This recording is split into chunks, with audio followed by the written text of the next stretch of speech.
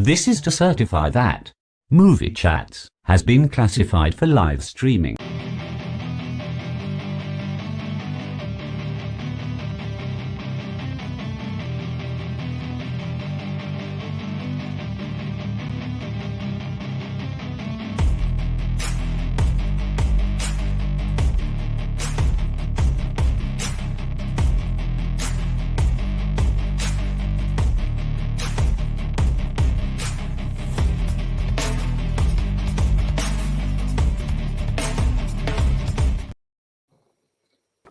Good evening, ladies and gentlemen, and thank you for joining us on another week of Movie Chats. I say, ladies and gentlemen, good evening, Elaine. Thank you for joining us. We've only got one in, and I'm assuming it's Elaine. Stevie, how has your week been? It's been all right, mate. I've been off the last few days, so nice little bit of a break from work, but it's just the bloody weather has turned, hasn't it? It was roasting at the weekend when I was in work. Yeah, Typical, really, but never I was mind. saying to Lance last week, I was struggling in this room with the light, and I was closing curtains and stuff like that during the show. And this week, it's just been, you know what? I'm going to sit by the window today and See the sunlight. Sod-off, have you seen the colour of you? You've spent our weekend in the sun. It's pissing off. Plus the fact now you get to see baby Marvy. She's sitting on the bed there. Right, I see. She's asleep there. So that's what she does every week when I'm on Movie Chat. She comes in, gets on the bed, and just passes out for the evening while we're in here. Bloody hell. Yeah, I've caught a little bit of the sun. That might, a couple of car shows and whatever else over the last 2 weeks. So yeah. Driving around with the roof down all week. What's that, buddy? Driving around with the roof down all week. Well, feeling the wind in your hair. That's it. You know, you've got to get these locks in the breeze, haven't you? I need to get mine cut. I've come to the conclusion that the older I'm getting, the less it's growing at the top and just growing around the edges. Yeah, I'm seriously getting a bit worried about that, to be fair. Well, that's why I shave mine every 2 weeks now. Go bold, gracefully. Yeah. I could probably grow a nice ponytail, you know what I mean? But the chances of actually growing any on the top is slim. This has been growing about 5 weeks now, and it's still no further forward. I'm going to start combing it over soon, I think. So I want to talk about something that I've been catching up to. You were taking the piss out of me the other day for not watching some YouTube and catching up on certain people's videos. And I caught up on a couple of AJs, right? Oh, yeah. And I was laughing because one of his latest videos was the 3 points of contention or something, 3 points of criticism. Yeah. And it was, the last one was, there was a Frozen Blu-ray, something else, and Barbie in the and I thought, well, that's not so bad. That's a nice looking Barbie case, that 4K that he picked up. Then when he brought out the box set with the 2 other copies of Barbie in. Mate, he's obsessed with Barbie, man. I was like, what is going on here? He's obsessed with it, I'm telling you. I was like, my God, AJ. I used to have some respect for him. You know? I'd just like to say, get well soon, Lee. I know you've been in hospital, and you know we haven't seen you around, and we haven't had an update for a while. So if you're still in the hospital, mate, good luck and get well soon. Hope it's all going well. Drop us a message. And Can you imagine his post currently? Can you imagine how many steelbooks he's got sat waiting for him? Like Christmas when he gets home. Do you know when you see the horror movies and they push the door open and it's all the pizza menus and stuff like that stuff on the door?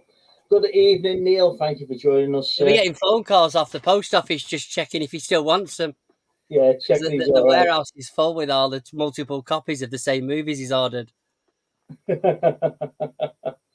Right, let's jump in onto homework.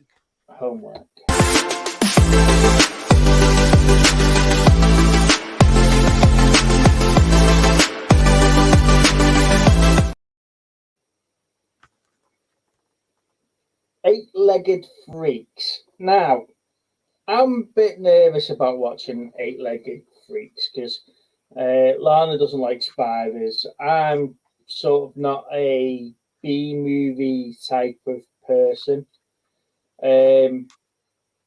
It starts off where you meet David Arquette's character. No, it doesn't, does it? It starts off with.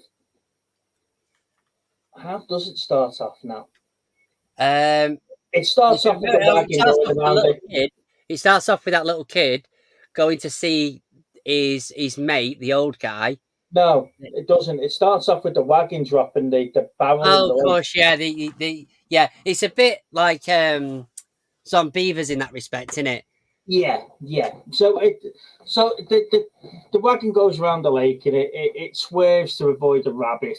That's it. It swerves to avoid the rabbit, and it drops a canister of bio waste or something into the lake, and it starts. It's a real original idea, isn't it? Yeah, and then we get radioactive locust or crickets or something that are being fed to the spiders. That is being fed to the spiders. So the next scene is that the young lad goes looking for his mate, and here's a question for you: the bloke that plays, is it Jacob, who gets bitten by the spider? Is he the bad guy from Last Action Hero? Yeah, I think he is. Yeah. I think he is. Yeah, because he I mean, they sort of play on that a little bit, don't they? When he first gets there, and it's like he turns around and he's behind him, and he's just got a naturally scary looking face. Mm-hmm. Yeah. So he's the bad guy from Last Action Hero.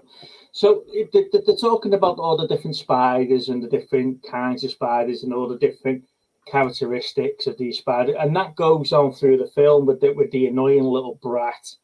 Oh, that's such. That's the jumping spider. Well, yeah, thanks for ruining it for us, because now we know what that spider's going to do for the next 5 minutes of the film. Yeah. So, and then anyway, he's feeding these radioactive crickets or locusts to the spiders, and then one of them escapes and bites. The thing is that they spend a good sort of 5 minutes explaining what each spider can do. Yeah, it's almost like they're setting it up for something. Yeah, it's like how these eat the prey and how these can jump and blah blah blah. And I'm like, right, okay, well, we're just getting it. The speed of this one, and by the way, it'll eat everything, including. There'll be no questions later on down the line now, because you've made it easy for me. Yeah, it's like, why are these 15 spiders that we just come on, Jim, behave. Well, we've been watching these 15 spiders jump from one side of the cage to the other. Yeah, exactly. So you see this spider then sort of escaping through the tank through the top, and it's walking around and whatever else, and it turns out it's on the bloke's back. But did you notice, or it might have just been my copy that I was watching, did you notice that the spiders were already all over the ceiling before we got bitten? Yeah, yeah, absolutely. It was like, where the fuck have they come from? Yeah, why have they escaped all of a sudden? You know, what's going on here? Because I'll tell you what as well. They grew exponentially over the space of about 24 hours. Well, he said, didn't he, that they've been growing quite rapidly at a rapid pace. So next week, when you turn up, they'll be twice the size. It was almost like they were planting the seeds, so to speak. Yeah, these things are growing. Anyway, so he knocks down all these units, and he's running around. They're everywhere. And getting away. I don't know. You're right. It's your typical creature feature sort of movie. I did enjoy the bit where she zapped them in the bollocks with the stunner. Yeah, I mean, I mean, obviously, it's got a very young Scarlett Johansson in this with a spider shooting its load at her. And that it was just, I don't know. I mean, the thing is that I've realised that the acting ability of, is it David Arquette? David Arquette, yeah. His acting ability is just sort of looking at the screen and sort of pouting, and that's him. That's what it looks like through every movie ever. It's like watching Zoolander, isn't it? Blue Steel. Yeah. It's that. Yeah, that's literally the acting ability of David Arquette. And the thing is that I like things like Scream, but in this, mate, honestly, this is sort of a Sharknado before Sharknado. It really is, and it's like let's go to everybody get to the mall. Like I've never seen that before in a Dawn of the Dead or anything like that. And that saves them for all about 5 minutes. Well, even at that point where he's going, oh, we've got a dead town, but I never stopped you building a shopping centre, though, did it? And he was like, oh, it's not my fault he stopped the highway coming through. And then everyone quick, let's get in the mall. And you're like, oh, that's why you mentioned the fact that you built it for no reason at all 2 months ago. Yes, literally the first sort of half an hour or so, he's like, right, let's get this checklist in of what we're going to need for the rest of the movie. Like, do you know what I mean? And then, like, the cop's got a bloody handgun and the mum has got a bloody shotgun. Like, if you've not got any more weapons in there, mate, like, you're shooting them with it.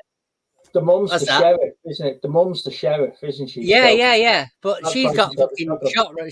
She's loaded up to the nines. And that police officer's got, like, one gun. And then you've got the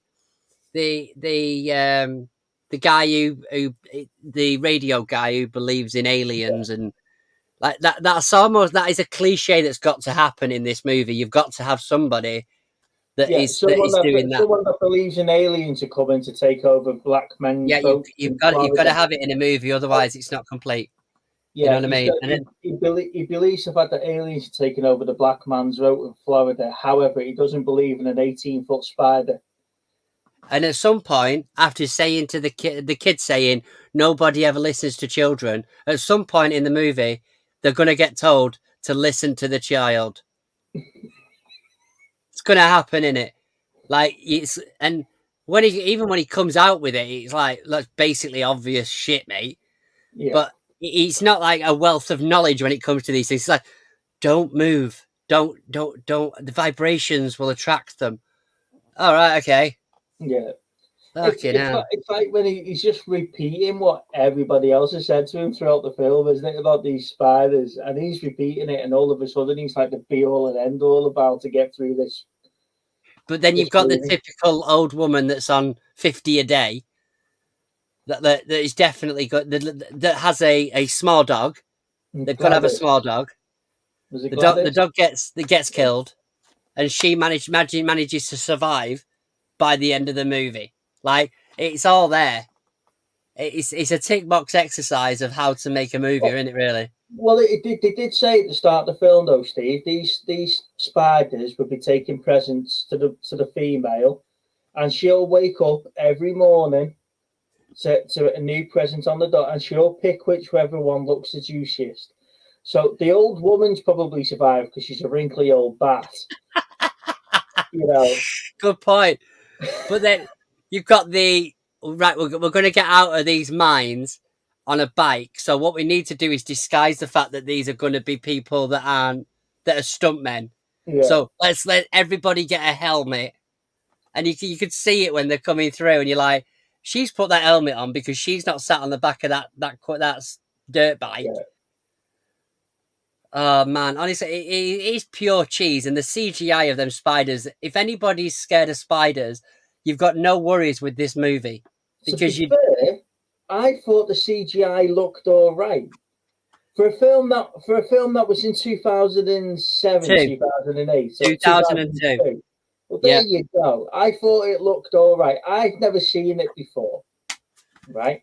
So I never saw it in 2002. All I could picture is that if that was out 3D back in 2002 in the cinemas, people would be like, wow, that was amazing watching those spiders jump at the dirt bikes at the beginning. But the thing is, for me, right, does nobody care about the fact that half of the population of that bloody place is now dead?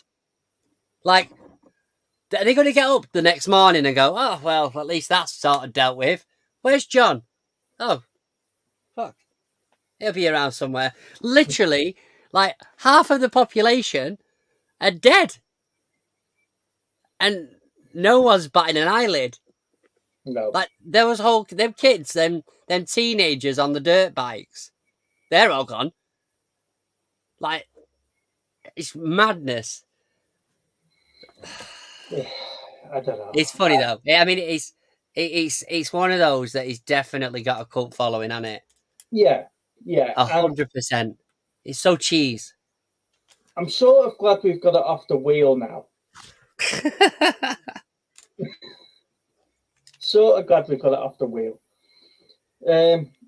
Speaking of the wheel, we'll run the wheel later. However, I have added a few films to the wheel. Because I went on to like must-see films, on Google, and it come up with. Oh yeah. So I put them on there as well. So we'll have a look at that later on as the night goes on. Let's jump into movie news.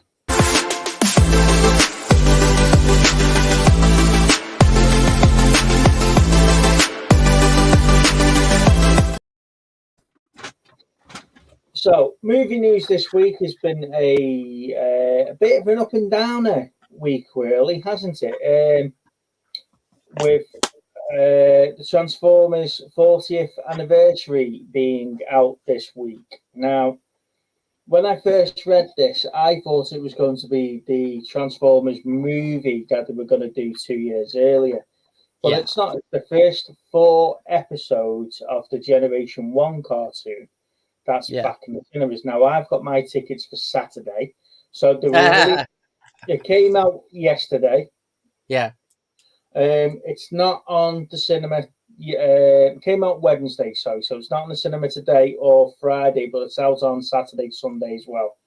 And that sort of follows the release pattern of the 4 episodes of the series 40 years ago. And I've been umming and ahhing, am I going to the cinema to see this? I keep going, yeah, I am, no, I'm not, yeah, I am, no, I'm not. And then Lana's bit the bullet and bought tickets for me to go on Saturday. So I'm going for that. Now, we were in the View Cinema in Cheshire. You imagine you get there and it's just literally a whole cinema full of middle-aged men. Yeah. Middle-aged men taking their kids to see Transformers. It's not the kids, it'd just be the men just sat there going, oh, we finally got out. Dad, what's this shite? This is what cartoons look like. I'll cracking the tear halfway through. Yeah, this is what cartoons look like 40 years ago. You little shit on a big screen. However, not one movie poster or advertisement poster in the cinema today advertising the fact that it was the 40th anniversary of Transformers Generation 1 cartoon. And I thought they've missed a trick there. I really did. The next one is I Am Legend 2. Will Smith's come out with a statement that obviously Michael B. Jordan's now on the cast for the film. They've started the production meetings and script writing meetings. However, there's no actual date for them to start filming for it. So you're probably looking at this one coming out in 2026, probably. All right. Well, we're halfway through 24 now. So you're probably looking at 26, aren't you, before we get to see this one? Now, the question I've got is that obviously we've got the 2 alternative endings, haven't we? One where he gets bitten. Yeah. And then the other one where he rescues and he gives the alien zombie thing back to them and they let him go. Yeah. Do you think we really need a sequel to I Am Legend? It's not on my radar, to be honest with you. It's not something that I enjoyed the first one, but it's not something that I would be angling for a sequel to. I've watched the trailer this week for the new Bad Boys movie, and to be fair, I quite like those movies because it's one of those you can just turn your brain off, and it looks quite funny. So, Martin Lawrence in it. It's I'm looking forward to that. But when it comes to an I Am Legend 2, I really don't. I've got no inclination to want to go and. I've got no need, to want to go and watch it. No, what I mean?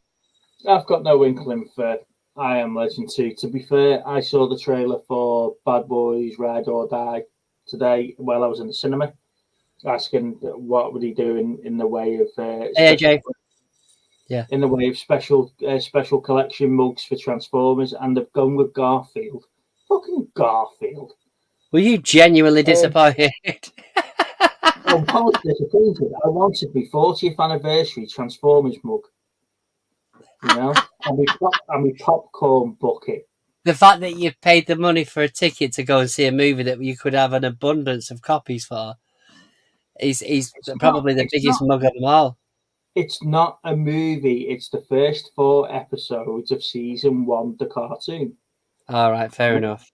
So, which I've got on DVD, so I can watch them. But the fact is, these are on the big screen, right? And I am disappointed I'm not going to be able to get my collection mug. So if there's anybody in the States that are watching the show and you can nip the cinema for me and get the 40th anniversary Transformers mug and popcorn bucket, I'll pay for postage. Next one on that is that the first... You're not going to pay for the items, you'll just pay for postage. I'll pay for postage. Yeah. What? God. Carry on. Right, so the next one, the Return to Silent Hill. So this is the sequel to Silent Hill that we've sort of wanted 20 years ago. Wasn't there? I'm sure I've seen it. There was a second movie. Was there? Yeah, I don't know if this is more like for a trilogy. I'm sure. I'm sure it's. Let me have a look. Neil says if I was a real fan, I'd have 1,000 copies of Transformers movie, like Monkey does for Twister. Now, do you know when we were doing the giveaways or Not So Secret Santas or something like that? Everybody got a copy of the Transformers movie in the box. That I was sharing the love for the Transformers movie with everybody. Yeah, it's called Silent Hill Revelations. Silent Hill Revelations in 2012. That's what I remember seeing. Yeah, that picture. AJ, they are the first 4 episodes of Generation 1 cartoons around the cinema. They got released yesterday. It was the 40th anniversary of episode 1 going out yesterday, and then on Saturday and Sunday they've got showings as well because it follows the cartoon release dates. So episodes 1 to 4 in the cinema, one after the other, back to back. And then if you're lucky, there's the special table reading of the script from some of the cast members for the original pilot episode. So you hear them rehearsing you see them rehearsing through the scripts. It's going to be brilliant. I've got my tickets booked for Saturday morning, 10:30. He's all excited, AJ. Yeah. We won't be able to sleep on Friday night, I'm telling you. I'm just going to stream it live from the cinema and get banned from. It'll be worth it. Anyway, so we were Return to Silent Hill. So they've started filming, started production, and the first lot of photos have started to come out from the characters and stuff like that. And there's an awesome picture of Pyramid Head. Now, if you remember, he's the one that's got the big blade, and he was really scary in the games, and they captured him brilliantly in Silent Hill. So they've got an awesome picture of him there. So that looks quite cool. It wouldn't be a show if we weren't talking Star Wars, the new Star Wars movie that's been rumored to be 25,000 years in the future, has actually been confirmed as being 25,000 years in the future. The name of the movie they've given it is The Dawn of the Jedi. So we're going right back to the roots, ladies and gentlemen, of how the Jedi were born. Okay. So I don't know if I'm looking forward to that, because it's going to be a Star Wars Jedi movie without anything linking in to the Skywalkers in any shape or form. I think that could only be a good thing, because I think we've run the course and ruined the Star Wars on that basis, because we've tied it around one particular family. Yeah. Furiosa. Have you seen the latest on Furiosa, Steve? No. So the review embargo has been lifted on Furiosa, a Mad Max saga. Although it's about a last Cord Dawn who is a Jedi. Yeah, more likely. So they've lifted the embargo ban. The 84 reviews from the critics so far on it have said that they've praised it for real good visuals, good long action sequences, very colourful characters. However, they have given it a score of 87% on Rotten Tomatoes. Really? 87%. Wow.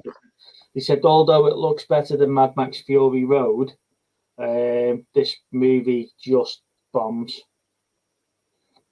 So, I don't know, mate. I don't know.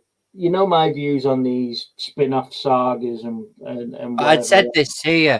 The thing is that cinematically, it's going to look amazing. But whether or not it holds up, because they've changed it to sort of the female lead and that sort of thing, whether or not the audience would want it in that respect. Yeah. You know, it's a risky move. It's a risky move, and especially when they're probably spending an absolute fortune on that movie. Mm-hmm. You know, I mean, it'll be part of my collection. It'll go in my collection, but I don't know. It's just, if something's working, then why do they feel the constant need to try and flip it on its head? Do you know what I mean? I don't think it's flipping on its head. I think they took a character that someone showed interest in, apart from Mad Max, and went, do you know what? We'll do a backstory movie on that. Well, we'll see how it goes then, because clearly it's not 87%. Did you say? 87%, and that's only going to go up, isn't it? That's going to be middle 90s before people have finished reviewing that. Yeah. All it is a way to turn Mad Max into a female lead character. Yeah, and someone, as you say, someone's took a. That's my point, AJ. Yeah, someone's took an interest in Furiosa and said, you know what we're going to do? We're going to make a movie out of this. It'll be like taking, I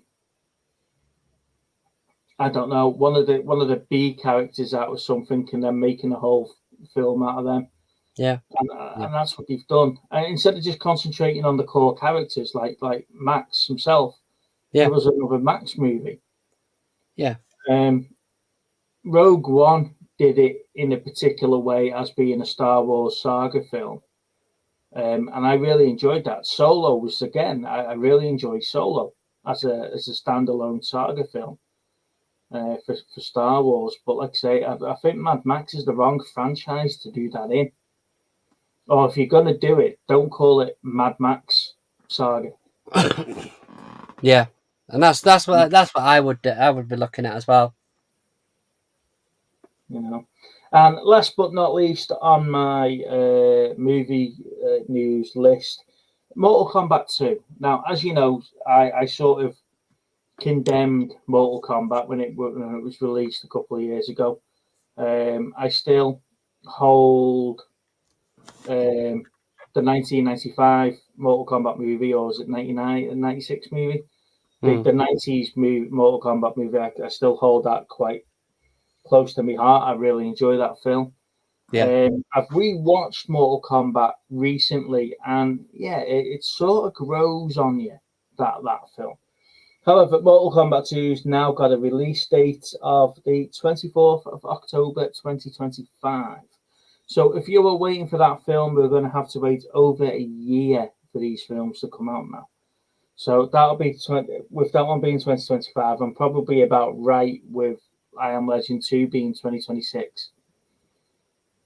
See, I really enjoyed the let's say go for remake of Mortal Kombat. I thought it was quite good.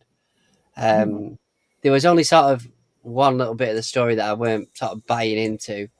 I think that was where he was struggling to get his powers. That guy, I can't remember his name now. He was struggling to get his powers essentially. Remember that armor suit? Yeah. Thing that lost me a little bit, but the rest of the characters, the special effects, absolutely awesome. But you can't. AJ said that you can't beat the '95 movie. I think the '95 movie, especially when that theme tune kicked in, it was just like wow, that's awesome. That's all I needed was the theme tune, and then it could have been the second one, and I wouldn't have been bothered at that point. So there you go. This is splitting opinions here because I quite enjoy Solo. AJ says he thinks Solo's underrated. Luke seems to think Solo shouldn't have been made. I would go down the route of Solo is just okay for me. I don't think it breaks any ground. It's yeah. I think the guy was up against it, having to play such an iconic character, which is obviously synonymous with Harrison Ford. For the God knows how many years it's been since the first one, so he was up against it with that. But it was an okay movie.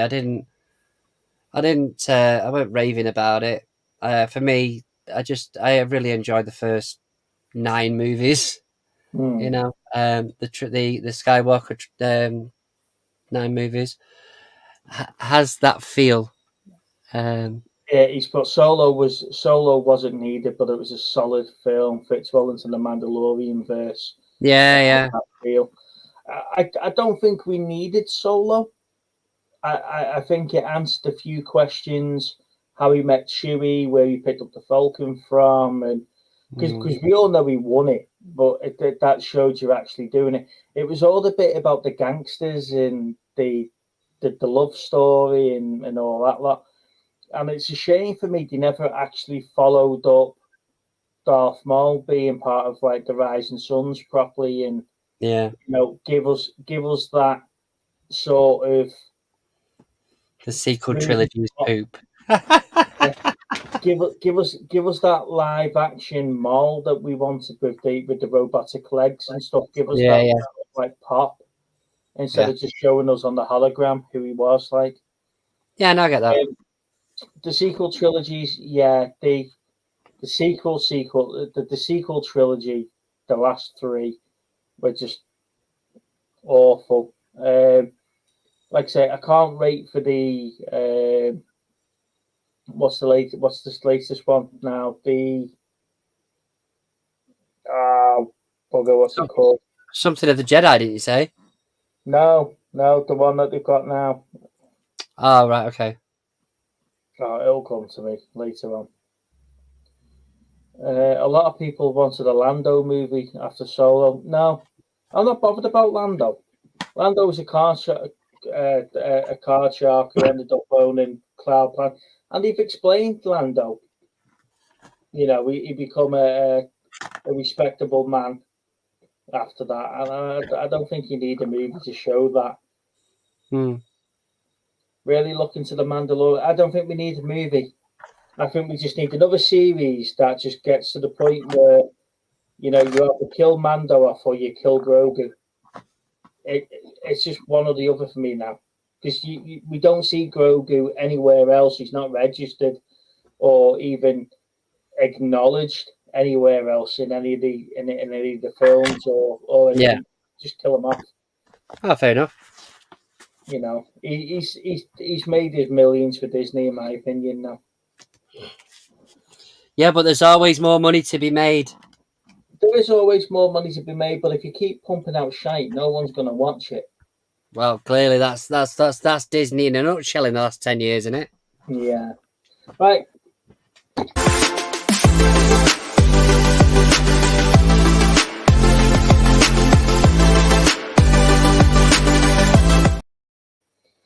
Stevie, you have been very active on Whatnot as of late.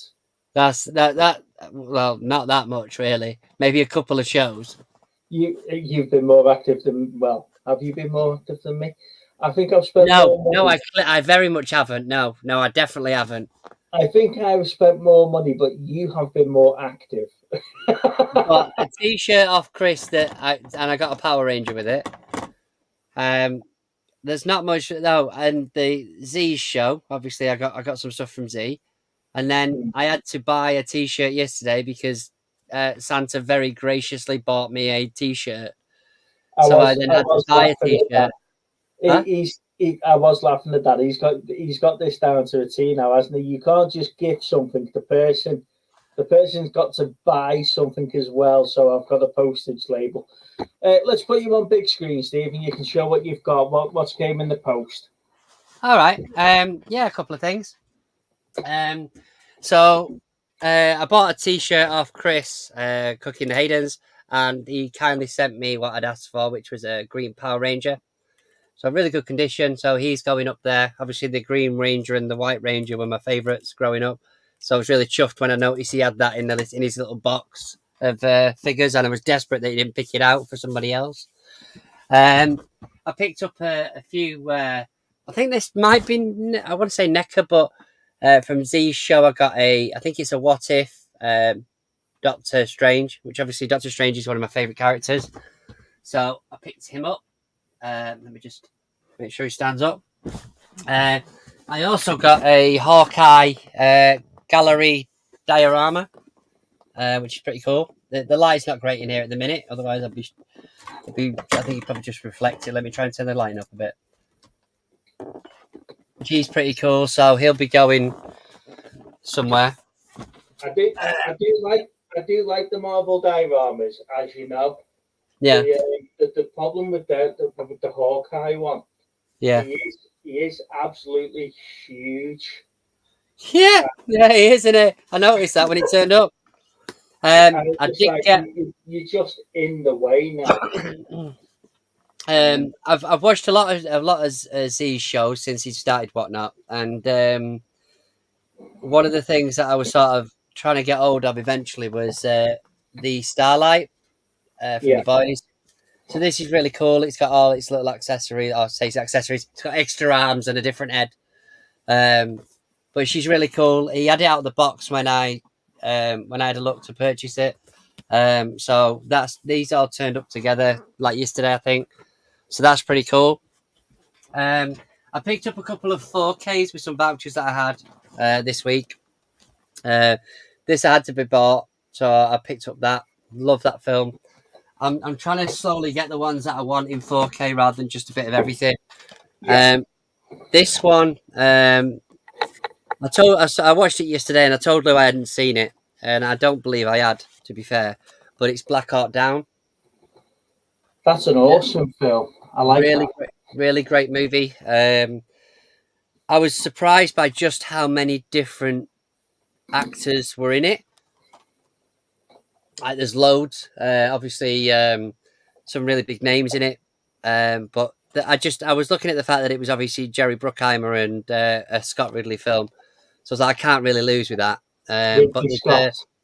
Yeah, I watched the extended version of the film, which seems to go on for absolutely ever, to be fair. So I don't know what the theatrical cut was like. Mm-hmm. But it's got a bonus disc on there full of stuff, so I'm looking forward to trying to watch that. A couple of other nice bits I picked up this week was there's one of the charity shops that I go into. They'd had a bag of DVDs turn up, and usually you'll get the same old stuff. But I managed to find quite a lot of movies that I've never heard of, a lot of horror ones and stuff. So I've picked up a few bits there, but some of the sort of standout finds for me, I'll show you. What I thought was pretty cool. So I got The Corridor on Blu-ray. I've never seen that. State of Emergency. These were all about 50p each, something like that. They did me a deal actually, so it's less than that. Darkman 2 and 3. Oh. These are in the old style DVD cases, so you know they're good. Just this isn't from the same place, but I picked up Phone Jacker Series 1 because I love that program. It's so funny.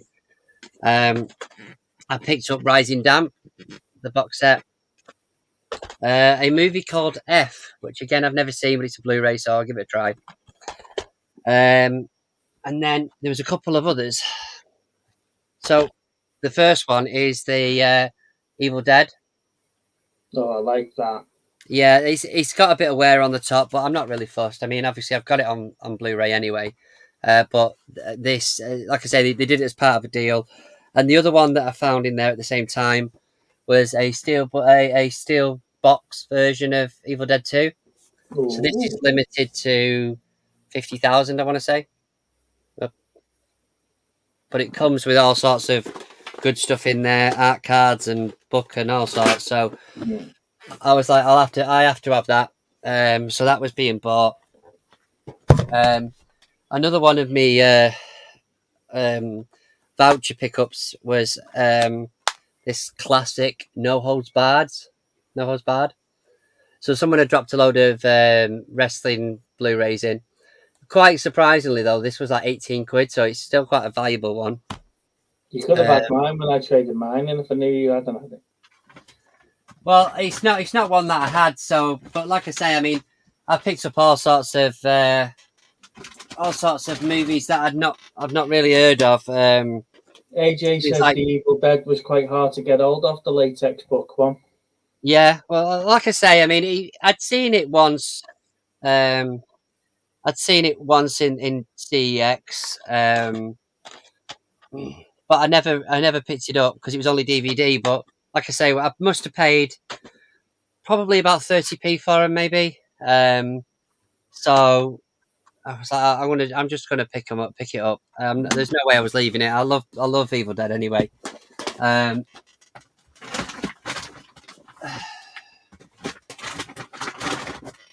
Got the Reanimator 2, Night Flyer,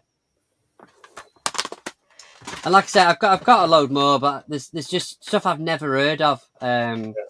This one called The Legend of 1900, which has got the Titanic on the front of it. But this has got what's he called in it? You know, they usually point out like straight away in the description who the actor is. They haven't done that, but it's I'm guessing it's Titanic related. So I'll be interested in watching that one. The Legend, Tim Roth. There we go. He's on the bloody front. That's why. Tim Roth, The Legend of 1900. So I'm going to watch the trailer of that. AJ says try it and seal it because it rots easily, especially if it's slightly damaged already. Make it nice and airtight. That'll be your Evil Dead book. Yeah, the latex book. Yeah. Yeah, maybe. Like I say, it's just I weren't leaving it, absolutely not. And then when I saw that, I got all giddy. So, but other than that, there was where was it? No, there's more. You said you didn't. No, I didn't get a lot. But so the other week, I picked up this Ben 10 box set. Yeah. Again for about 50p. I was all giddy because the trading it goes for about 50 quid on CEX. Trading's about 25, 30 quid. But it was only after I'd sort of done it as part of a video that I opened it up and realised 3 of the discs were missing in it. So I've ended up paying like another £5 to get the replacement ones. So that's now full. But then I also picked up this for like 4 quid this week, which is the Monk. I've never watched this, but it seems pretty good. You 34 discs, a complete collection. You picked that up not so long ago, though, Monk, didn't you? Yeah, so there's a few different versions. So the one that I picked up before, this is 8 seasons. The one that I picked up before was 6 seasons. But I explained to her in the shop that season 3 is missing a disc. So I now need to buy season 3 just to complete that one because it's going to annoy me otherwise. But again, this is another one that it's about 30 quid, something like that, 40 quid trading. But by reading this sort of the details on it, I might actually give it a try because I've had it a couple of times. I've traded it in. Yeah. But this one is the more valuable one of the lot. But I've ended up with 2 box sets in the space of 2 weeks that are missing discs in some capacity. But I said to the lady, I was like, "Oh, it's missing discs." She went, "Oh, it's all right. I'll just take it apart and sell them singly." Then I was like, "No, you're all right. I'll buy it. Thanks, love." Because it would have worked out dearer buying it that way. I just didn't want to pay the 50p. I'll give you 40p for it. But there is a couple of charity shops that will literally get a box like that and just take them all out. Yeah. So there may be a time where I go into somewhere like Sue Ryder, and Series 3's just sort of sat there.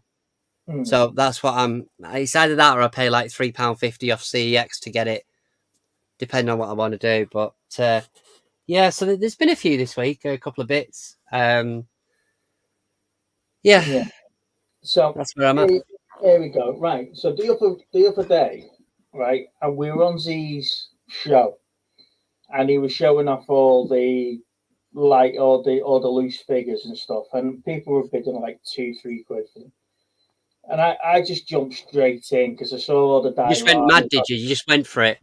I jumped in because I saw all the dioramas on the back shelf, and I went to him, "Go on, what do you want for the Spider-Man?" That's cool, isn't it? Right. So he said he was going to start it for 35 quid for me. I see these in the shops, and they're about 55, 60 quid. Some of the expensive shops are going for 70 quid. So when he said 35, I thought, yeah, go on then. And then some, for lack of a better term, bell end decided to bid against me. And you hate it when they do that, don't you? I do hate it when they do that. And then I ended up winning it for 43 quid plus £4 postage. So it's like 47 quid. So it's still a bargain, you know. I got that. Then I picked up Roadblock from G.I. Joe. So I've only got to get Duke and Cobra Commander now. And I've got all the G.I. Joe Funko Pops. And I picked up... Wow, really? Yeah. And I picked up Queen Historia from Attack on Titan. Okay. And I also picked up an Annie Leonhardt. Now this is going for about 70 to 85 quid in the shops. Wow. And I picked it up for £32 on Vinted. Wow. Now the box has got a little bit of damage on it, but the way that I displayed them, you'd never see the damage on the box. So I might put it in a pop protector. But for 30 quid, I wasn't leaving that one behind. No, definitely not. And then that leads me onto this. So as you know, I'm sort of collecting these dioramas, and the last couple of videos have been about how they're sort of transforming to these. I wish you'd mentioned it. Oh, I know. I keep telling you, mate, you can get these in B&M dead easily. Especially that Hawkeye one. I can't believe you spent that much money on that one. Cheers for that, mate. Mr. fucking Captain of the Earth. However, that leads me onto this next purchase, right? So again, Z from onlycoolstuff.co.uk. Go and check out his website. If you are on Whatnot, go to my previous Whatnot videos. Go and sign up. You get free £10. When you spend money, I'll get some money, and then I can carry on buying me plastic crack. So we were on Z's show the other night, watching Z's show, and he was talking about me picking up the Spider-Man because I did the video. Then he's shown this. Look at that. How awesome is that? Now, I quite like this version of the Dark Knight because he is just dark, gritty, and doesn't really give a crap. When he ran this for 20 quid, I was like, that's mine. Straight in, 20 quid, bosh, gone. And yeah, I wish love I'd known. I'd have bid you up. Well, you could sod off. He had 2 or 3 of them on his shelf, and I don't think he was willing to sell them to anyone else. So when he started this, I was the only person to bid it. Yeah, Frank Miller's Dark Knight. Yeah, so I was the only person to bid. They let me get it, and like I say, what a bargain! So this came in a box that was the same size as your Hawkeye, Steve. So yeah, fucking massive. Just to give you a scale of size on it, like. But the 2 latest ones I've got are those 2. And yeah, they're absolutely brilliant. I do love them. So, like I say, I think you've bought more, but I think I've spent more. Oh, 100%. Very thrifty.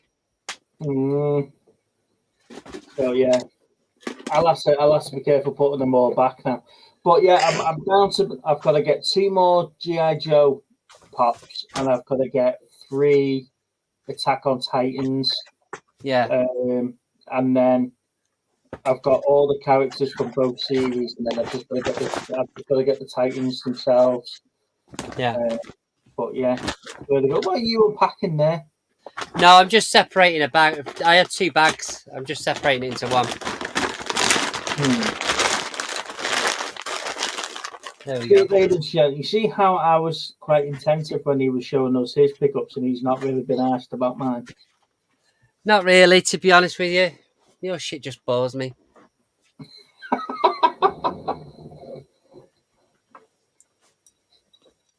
I don't know. Oh, fucking hell. I don't know. So yeah, it was.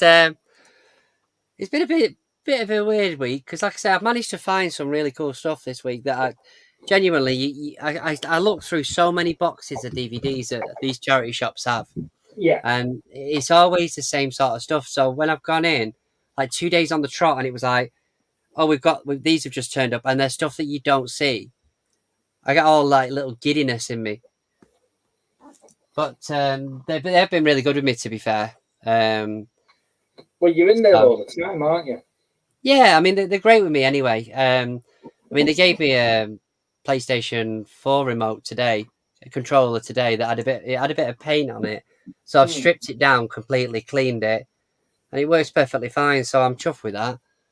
But those things are still bloody stupid prices considering the console. We're now on number 5 instead of 4.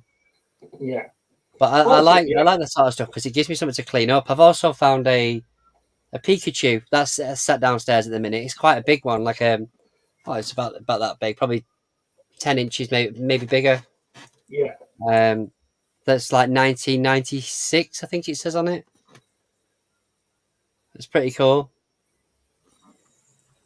There you go. I've managed to put everything back without knocking things over. Brilliant. Yeah. So, yeah, the shelves are looking quite good at the moment. Like I say, I cleared out a lot of my Transformers the other week. Hey, Baz. Hey, Michael. And that killed me to do it, but I had to do it. I had to make space. Are you regretting it somewhat? No, I'm not regretting it. No. When I traded them in that night, when I traded them in, I needed the space. I've got what I wanted out of them. And then that my whole collection, when I traded them to James, got sold to the same bloke the morning after. Really? Some bloke came in and took the whole lot off him. So I'm sort of happy that somebody. That's Chris, isn't it? Yeah. I'll be buying them show next week. I'll be buying them back on Whatnot next week, and I'll be like, oh, I'm sure I had that one. I haven't got that anymore, babes. I need it. Yeah, I need that one. Why? Yeah. So it just gives me a little bit of joy that somebody's really enjoying the collection that that I had and stuff like that. But I am now sort of say that, mate. The kids sat there fucking playing with it.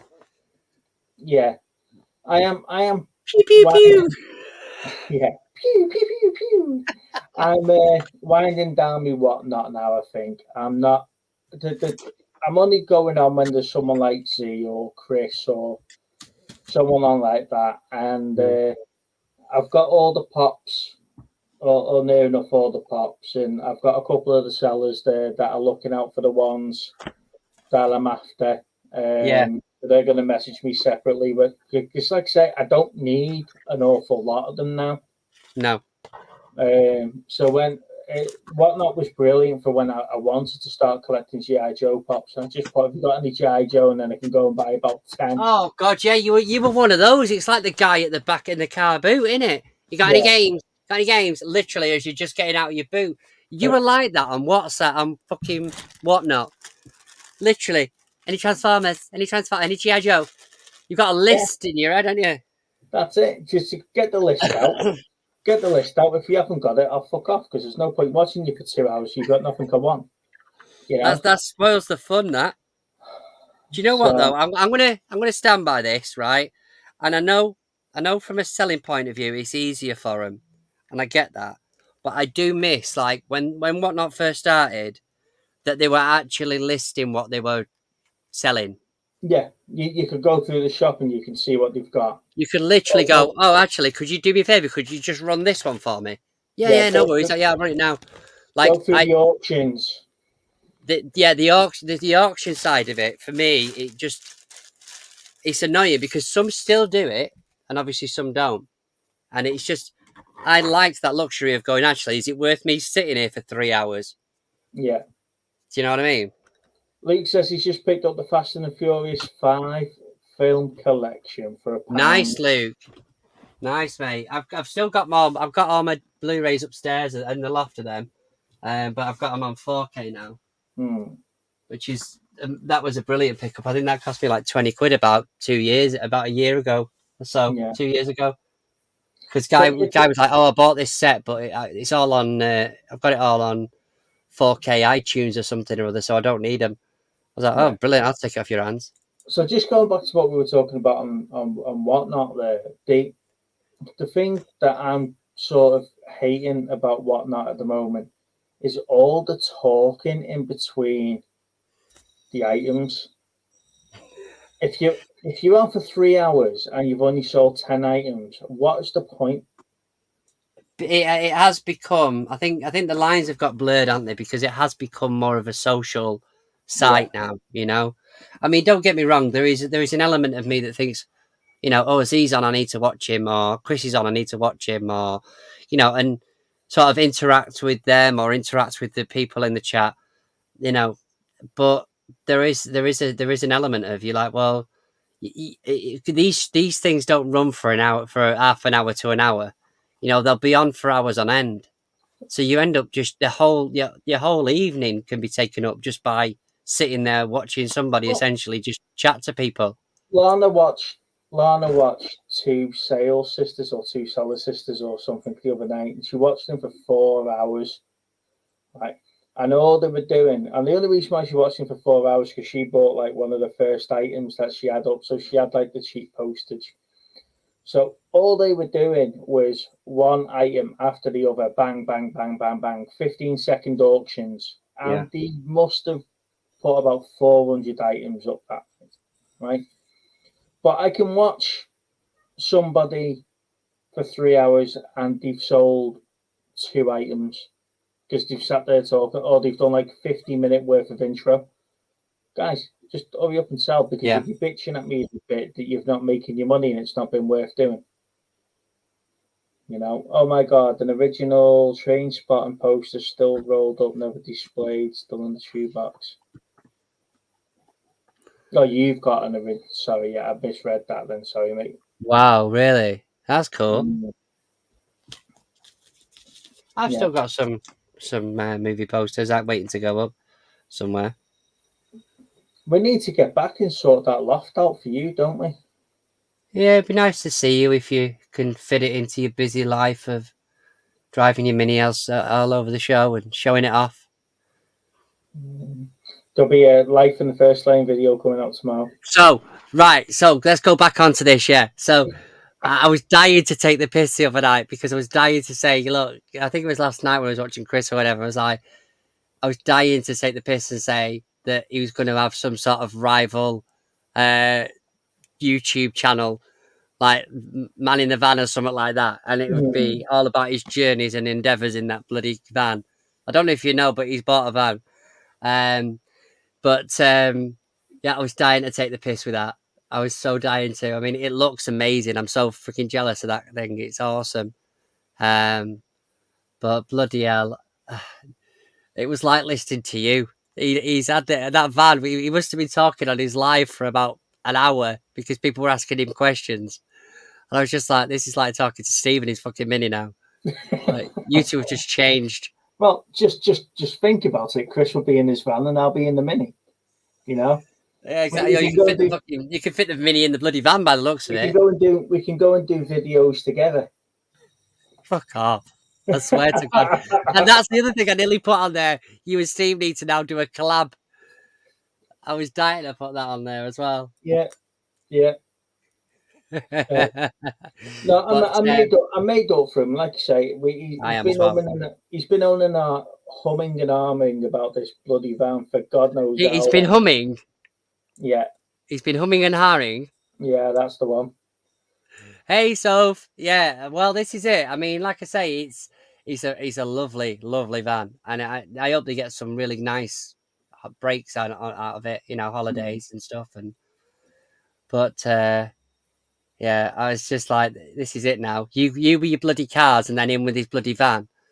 Could be like, that's it now. I'm just going to end up fucking. My mates are going to be out every single weekend. That's it. I've got no more money now to spend on £70 Funko Pops. I've now got to concentrate on putting the Mini together. Putting the Minis with your Mini friends. Yeah. That was the best bit about owning a Mini. Having such a community, really, that you just literally wave at each other if you went past them and all that sort of good stuff. That was cool. That's yeah. So I'll be looking forward to watching those videos come out with you two collabing. No, the thing with it is that obviously Teddy's a work in progress. We found someone now that's going to do the spray painting. That was what I was. That's what I was going to say. Why are you naming cars? Why does it have to have a name? A car's got its own personality. Bell really wants Chris to put a name on that van, and I'm like, it's a van. It doesn't need a name. Cars have got their own personalities. You know what they are, and this is what I was saying to Chris. Don't overthink about it. If you're going to name the van, don't overthink about it. Just look at it, and what's the first thing that pops into your head is the name. A Nissan. It's got the word Nissan on the front, and then is it Escalado or whatever it is on the back? Yeah. That's the name of the car. That's the name of the vehicle. Yeah, the name of the vehicle. Called Sweetheart or Teddy or. That's the name of the vehicle, but not the vehicle's name. Am I the only one that thinks that naming a car is fucking stupid? I can't be the only one in the UK that thinks naming a car is absolutely bizarre. Love Bug, yeah, I did put on I put on his whatnot pussy wagon, and the thing went, yeah, no, you're not saying that. Got muted. I was laughing because we're admins on Chris's Whatnot. We can see what gets muted in the comments, and that's why every now and then you'll just see us put like laughing faces up, and then you've got to remember the fact that not everybody else has seen. I know that was the thing. That was it, wasn't it? So I was like, I wonder if he's going to let me do it, because he was like, this shirt that I'm selling, I've pulled loads of women in this. I was like, he doesn't need the shirt now. He's got his pussy wagon, and it fucking blocks it. I was like. I was laughing though because someone got blocked for swearing, didn't it? It popped up about muted for swearing, and I thought, well, that's a fucking joke. You've muted that, but they never muted me. It went straight through, did they? So, feel like there's a glitch in the matrix there on that one. There somewhere, yeah. It's a bit tapped to name object. Thank you, Baz. I am not the only one. So Teddy's got his own personality. It's not Teddy. It's a bloody Teddy. Mini. It is Teddy. I think it's a bit strange when women name vibrators and shit like that, but cars is different, right? Well, fucking hell. cars are different, right? Saying that, are you in a car more than a? I'm not finishing that sentence. Yeah, let's not go down that theme. But but yeah, like I say, Biggie's not as much as a project as Teddy. All right, okay. So I do need to spend a lot of time with Teddy, but then I need to spend quite a bit of time with Biggie as well to make sure. Well, it looks like you've got quite a hectic schedule, haven't you? Well, we've got Saturday's Transformers. Yeah. Sunday is 2 car boot sales. So we're going to Chester Rugby Club and then to West Kirby, and then we're going to New Brighton. Then we're going to New Brighton Beach to play with the Newfoundland dogs. Are you going with Chris and Bell to the car boots? No. Oh, okay. No, so they're just us. Chris doesn't like going car booting with me because we're both competing for the same things, but for me to keep and him to sell.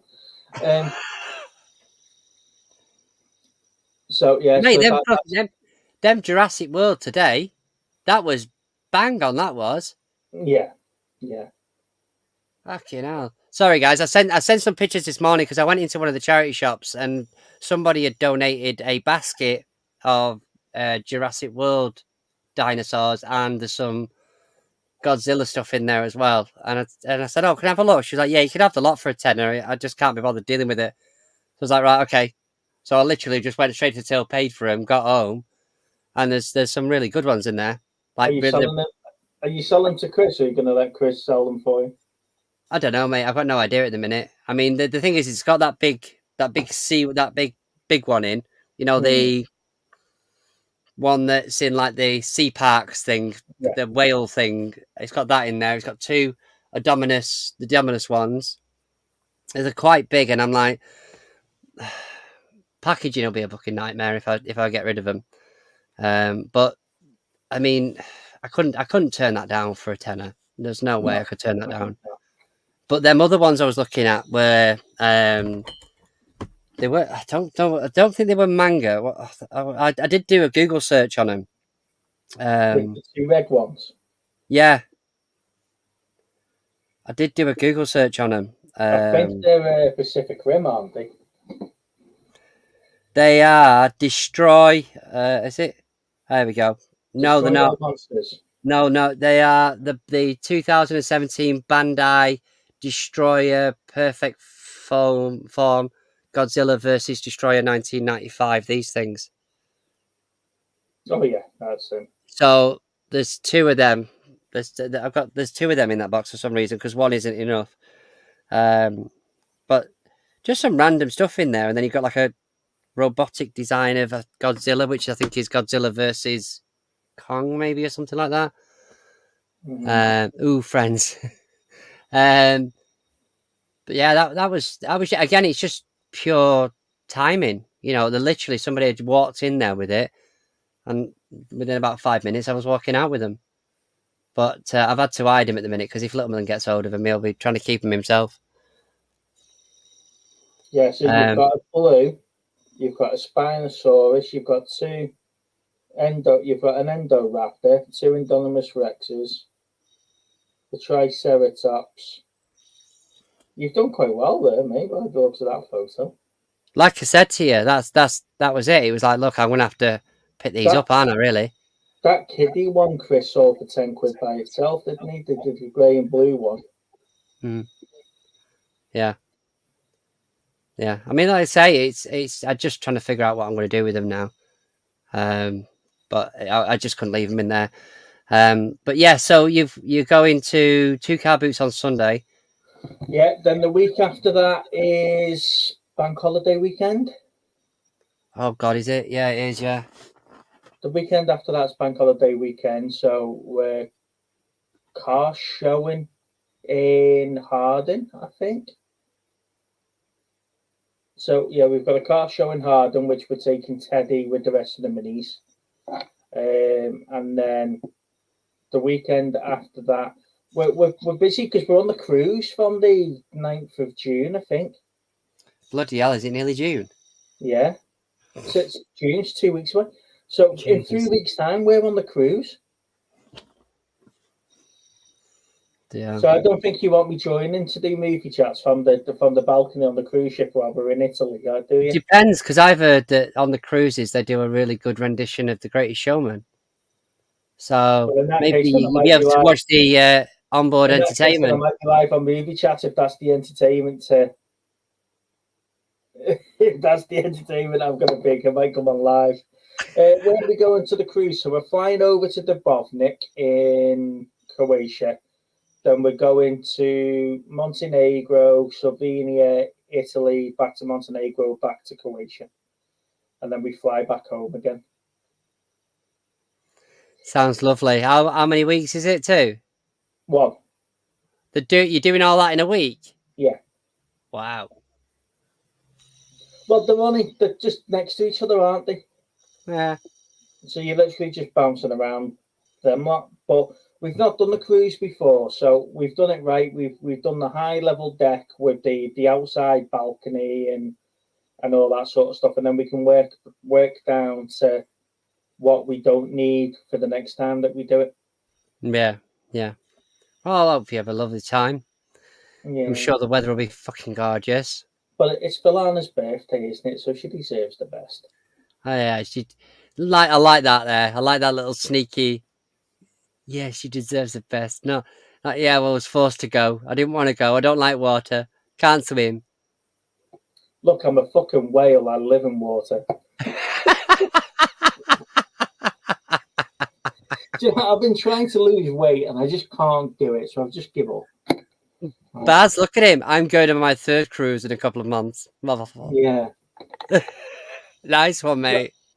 So we've never done cruises, and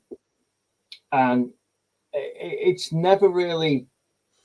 Lana's never really fancied cruises before. Oh, no way, Baz. So with us doing the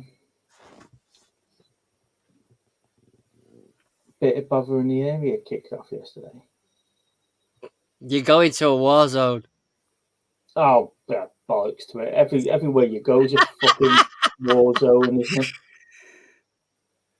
it? Only because Big Steve said it first. Yeah. It's the Croatians they don't want. It's the Croatians and the Montenegrins. They don't want me back after we went to Montenegro the other year and drank them all out of beer. Really? They've just restocked. Prime Minister was assassinated. Yeah, it's all right. It's not going to bother me, is it? It might do. You get stuck there. What's the worst that can happen? We get stuck there and have to enjoy the sun for another couple of days. Yeah, because that's what'll happen. Yeah, have you seen the film The Terminal? Yeah. You literally got no nationality. Yeah, you're not allowed through those doors. Living off crackers. Yeah. Okay, so let's do the wheel then. Ladies and gentlemen, little Steve's obviously bored and wants to get off early. No, I need a wee. Well, you can go for a comfort break, you know. I will do. You just tell me. Tell me what we've won.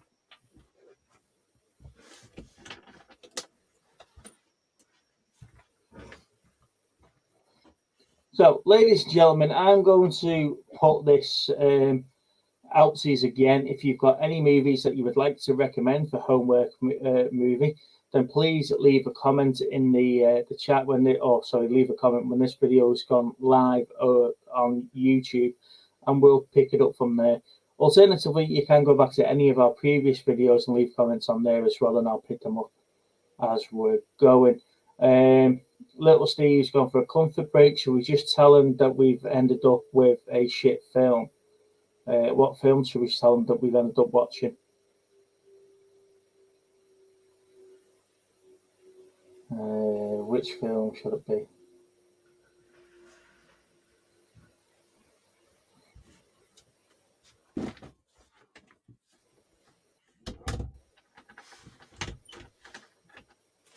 Empire Strikes Back. There you go, mate. We've got the Empire Strikes Back. Ah, good. Did you? Sorry, he survived us. I said, "Oh my god, bloody hell!" Did you watch JJ's video on his controversial movies that he didn't like, or that he wasn't a fan of? Yes, or movies that he liked and we didn't.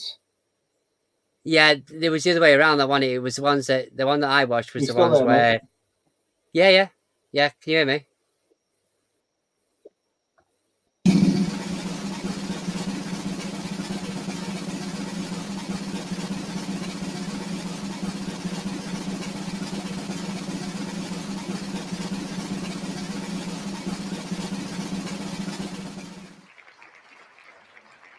What the hell's that? Hang on. That's Danny Dyer and Gillian Anderson. I actually think I've got that. I think that's why she put it on the wheel. Because you said you picked it up. Yeah, it might be. All right, yeah.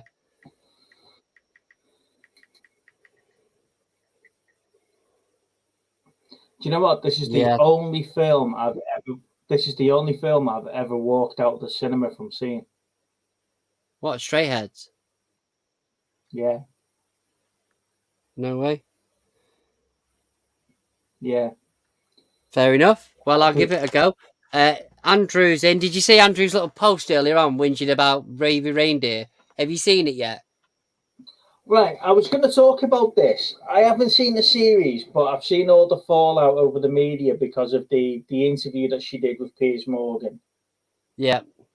Right, and then there's been about 15 different debates from Piers Morgan and all the panels and all the different. Oh, he's milking it for everything that it's worth. Of course he is. It's like GMTV have had the run and everything else. Oh yeah. So where's your view on? Because obviously the discussions down the lines of Netflix saying this is a true story. It's not based on true events. It's not a true story, but we've dramatized it. Yeah, this is a true story. So, and I'm not going down the argument that everyone's got their own truth. So yeah, at some point it is right. I'm not going down that route with it. Right. Where's your views on all of this, mate? Should Netflix pull the series now? No. Right, so look at it this way. So, as it stands at the minute, we can only go off his side of the story, and obviously if the Piers Morgan interview, her side of the story, right? But would you be asking the same question if it was the other way around and it was a female? If this whole situation was flipped on its head and it was a guy that was stalking a woman, it would be everywhere, right? And I'm not saying that this isn't, but this is because of word of mouth. This isn't, she's not being, as far as I'm aware, she's not being crucified by it, or too much or whatever. But if this was a guy that had done it to a woman, I think it would have been a bit more serious, right? And the producers of the show have had to sit in front of the government and in front of Parliament or wherever it is, the little debate things that they do or whatever, where they ask questions. I forget what it's got, like a panel. And they've had to tell them that obviously this was his story and it would be, they didn't want to dramatize it or change it because you're asking somebody to change their story of this sort of nature. It's quite a serious thing. So Baz has put the they did enough to give privacy while keeping it as authentic as possible. When you look at it, did they go? Because she's a little. How can I put this politely without offending her? Just in case she watches the show. Oh, of course she does. Yeah, I mean, I'm surprised she's not on now. Well, this is where we're getting the 60,000 comments of live stream from. Still. A little dumpy woman, right? In real life, when you see her on Piers Morgan, but the actress is a little dumpy woman with a Scottish accent who is heard down to a T. According to the interview with Piers Morgan, it took people 15 seconds, 20 seconds at most to find the I'll have a look at that, actual Soph. woman. To find the actual woman. But that is the world that we live in. I mean, a lot of you need to watch it, because a lot of the communications that this woman had with him were digital. They were on Facebook, they were on Twitter, whatever it may be. So unless she went back and deleted everything, that would be easy to find. I'm not buying half the stuff that she comes out with, like, you know, from the Piers Morgan interview. I'm not buying half of it. I'm not buying she's not gone to prison. She definitely needs help, and that's the problem. Now, Soph's put the Piers has done a couple of follow-up debates, and he has, and I get up quite early in the morning, between 4:15 and 4:30 every morning, and Pierce's videos are just dropped a couple of hours ago, so I watched that first thing. Great entertainment, and I'm in the camp where I believe some of what she's saying, but I don't believe all of it. But I've not seen the series. Now, based on what I've listened to on those debates, I think Netflix are in big trouble over this. Nah, they bollocks. They've got fucking lawyers up the wazoo. There's absolutely no. Yeah, but no one's proven the fact that she's actually been convicted. So we know who this woman is. She's come out and said she hasn't been convicted. But she changed her name as well. Don't forget, she changed her name. But no one's proven the fact that she has been convicted, though.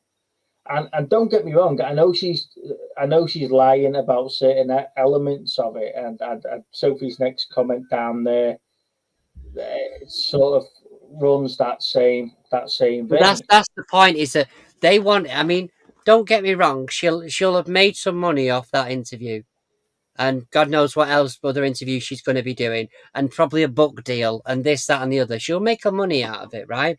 But there is a moral element that they have literally just seen the money sign when it comes to to Piers Morgan doing the interview. You know, I wanted to go on yours, Piers Morgan, because you're a credible journalist. Like, really? No. Like, they would have baited her all the way through, because the questions weren't like open, like, how do I put it? They weren't open questions, but they were setting her up. They were 100% riding the wave of her bloody lies, like, all the way through it. But the thing is, for me, is that we're talking about this like poor old her, but if she's done what he's claiming she's done, then we're in the same boat as that gypsy girl that is now a bloody celebrity. You know what I mean? Well, it's like that woman, that girl, although she went through a hell of a lot, she shouldn't. She served her time and she's done what she did, whatever it is. But the point is now, she's the media are making her a celebrity, and this is exactly what's going to happen to this woman. Like, regardless of whether she's done it or not, she's now going to be a bloody celebrity. She'll be on Celebrity Big Brother next year, or I'm a Celebrity, get me out of here. Because she's no fucking votes are out. I swear to God, yeah, don't offer a tea. But the point is that they will milk her for all she's worth. And the problem is that woman is unstable. From what I saw on that interview, she's unstable. Yeah, but it's now come out that he was an alcoholic, a drug user. Didn't know if he was coming or going during that particular part of his life, etc.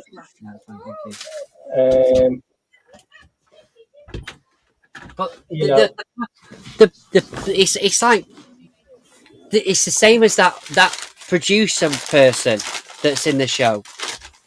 That person should be getting. They're the ones that should be getting strung up. You know, they're the ones that should be getting called out constantly, because if what he's saying is true, they abused him. You know, and I don't know. It opens a lot of different debates about stuff. But for me, Like, if that was roles reversed and this TV show came out and this woman had been stalked by this guy, it would be everywhere. I don't have a problem if it's a man or a woman stalking. You know, the whole men can't be raped type of things. You know, I'm not going down that route of conversation. Now, what I'm saying is don't. But what I'm saying is that the bits that I've got issues with, and it's a bits that I now question so-called other true story documentaries, is how much of it is true, how much of it is filler, how much of it is dramatized. You know, and I'm waiting for the Johnny Depp and Amber Heard case to be televised and dramatized, because that's going to be dramatized. We all know that. Yeah. We all know that's going to be. So how much of that court cases? And if you remember, we were watching that all the way through COVID. Yeah. You know, that was quite, coming out of COVID, that was quite prominent on the telly. And, you know, so we've all sat there and we've all watched it, but how much of that is going to be fresh in our minds when we dramatize that? But if what he's saying is true, the cops didn't believe him for months on end. Yeah? I hope she gets the support that she needs, and I really, really, really hope that the media don't put her on a pedestal, and then the next thing you know, she's in, I'm a celebrity, get me out of here. Like, you know.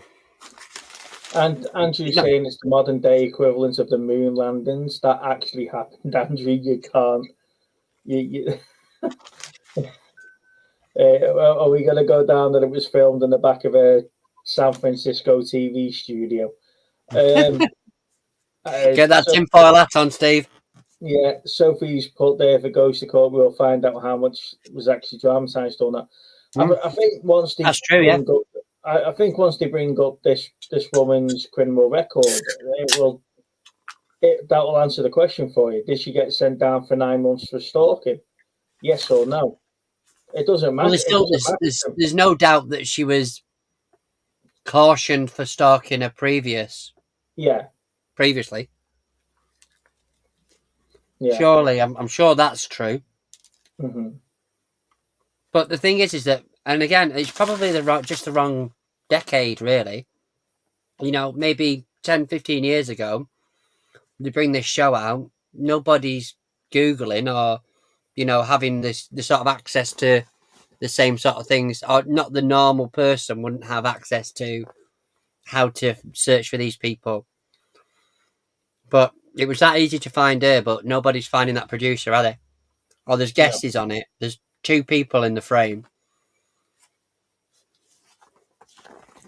But like you say, though, they haven't hit the privacy that well. No. But I mean, that well. How apart from them having, you know, maybe a different ethnicity or an American instead of, say American, obviously there's a woman in there, but you know, like I don't know, an Irish woman instead of a Scottish woman. There's not really much more they could have done. No. Maybe make her 6 foot tall, slim, you know, whatever. But that wouldn't. Yeah. And Andrew's put there that having been stalked, they can confirm that the police don't take you seriously if you're a man getting stalked. I think maybe that's what's shining. That's what's shining through with stuff like this, though. Yeah, I think there's a difference in, like you say, 6 foot blonde getting stalked by a short fat man. Right? Yeah. And you know, or do they attract the attention and then don't want the attention and just haven't told the person they want the attention? I don't know. I've never been in a situation where I've been stalked or stalked myself. So you see, the thing is that interview with Piers Morgan, like that Glad guy could have just been sat there. Like you'd see memes online of, you know, when someone's achieved something, sort of watching the chaos, literally like sat there with a popcorn or something, like you know, Leonardo DiCaprio that sort of meme. Like, he must have just been sat there, just watching it, going, "This is brilliant. This is absolutely brilliant." Because either the way that it was structured, the interview, the answers that she gave, the way that she come across, everything just seemed like a lie from that sort of side of it, right? So he does. I mean, there's a lot of cries now for him to come out and sort of put the truths, put the evidence out there, if you like, because obviously there was, all these thousands of emails, and I've said to you before that she openly admitted that she'd have between 4 to 6 phones and 4 to 6 emails because she separates everything off, and like she just come across as somebody that really needed some fucking help, and she's gone on Piers Morgan, right? But it could have just been a really bad case of OCD. No, mate. You need to. But you don't know, do you? Soph's put there. I do think they should have casted someone who didn't look anything like her and no accents. It would have been harder to find. That's what I was saying before. The woman's got such a particular look that when they put the picture against her, against the actress, and the way they spoke and the mannerisms of it. Yeah. Yeah, the way that Sorry, but I'm just reading Andrew's fucking response. Yeah, she needs to go and drink with Andrew. Now, Andrew, you wouldn't want another one of them in your life. Yeah, I'd agree with you, Baz, on that one. But that's the thing, right? So again, they going back to that commission or whatever it was that the Netflix people had to go to, like there was a thing that came up, and one of the biggest sort of arguments on this side was if we changed anything that he didn't sort of agree with, then we'd be changing his story. And who are we to turn around and say that he can't tell his story the way that he perceived it to happen? Well, this is where we have this: the truth, my truth, and your truth, isn't there? So there's the truth that people can prove, and then there's my perception of the truth, which is my version of the story, and then there's your version of the story. And I think when Netflix have sort of, the wishy-washy truth, Baz, you're right.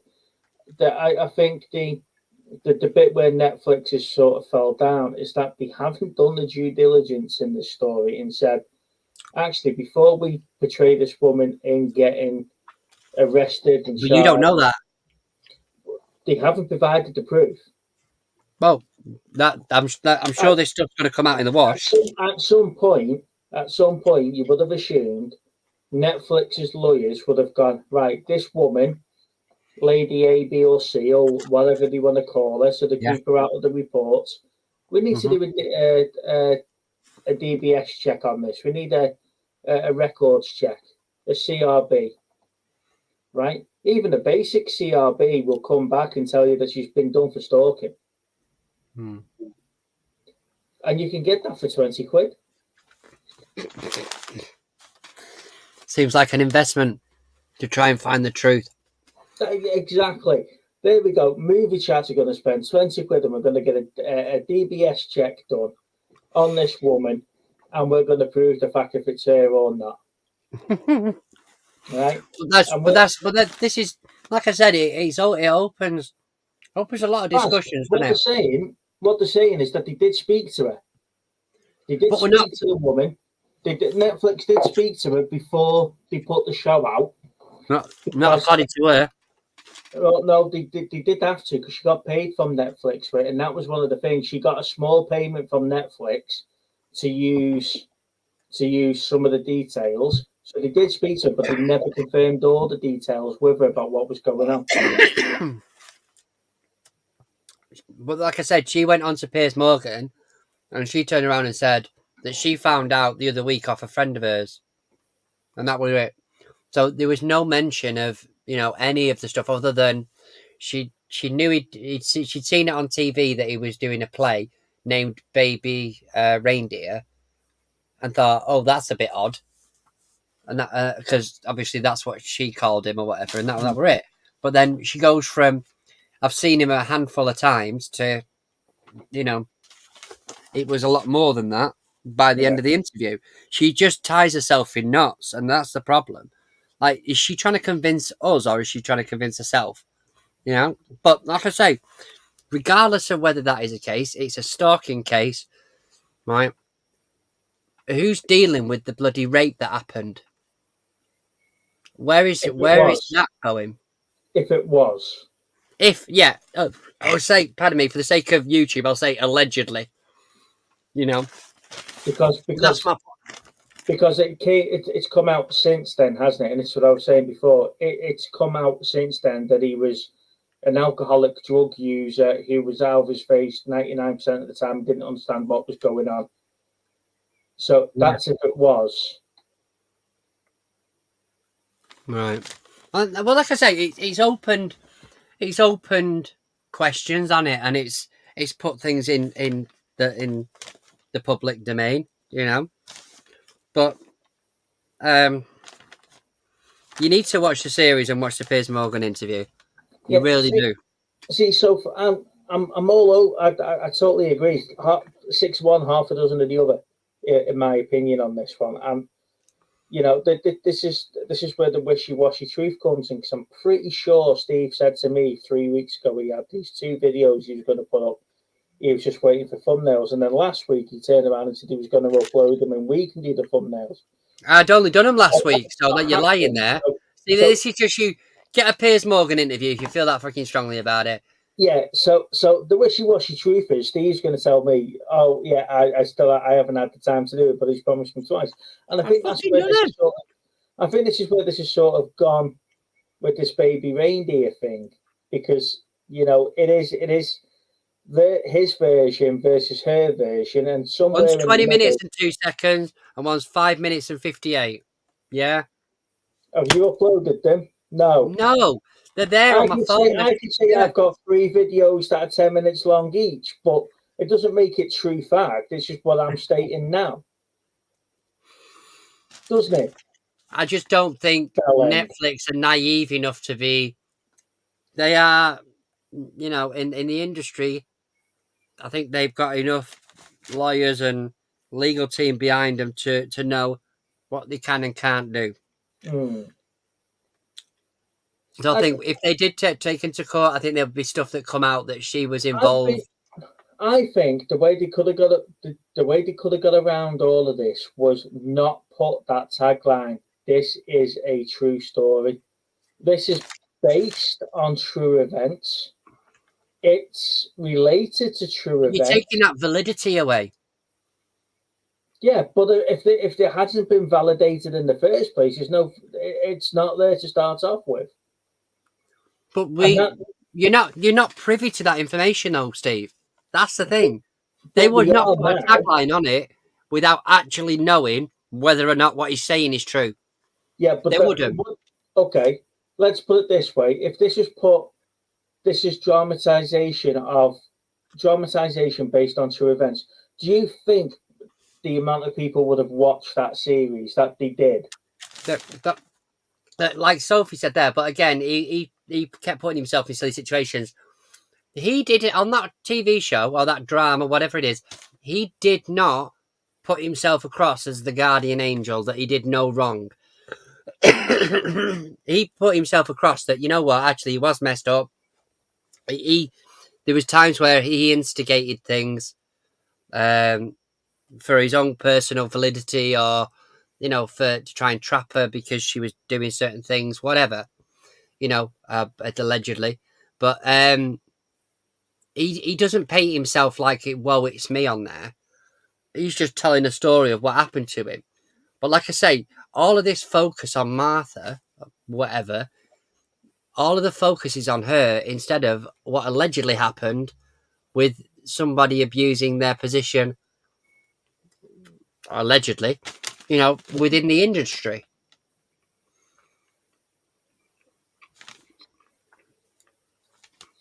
You know what I mean? Yeah. But this is the point I'm making, right? If they had put, because Netflix have made an absolute bomb of money on this, and so is he, right? He's made a ton of money on this. If they put it on there that it was a dramatization of his version of events, it wouldn't have been so bad. I don't think. I don't think we would have been having these conversations now about what was going on. At some point, they're going to have to go back. And you're saying it's removing the validity of it all. It's never been validated in the first place. You know, if he'd gone on Piers Morgan and said, "Look, I am that woman. It never gone down this way. I was never arrested. I was never convicted. I've never gone to prison." And Netflix have turned around and gone, "Ta-da! There you go, silly bitch."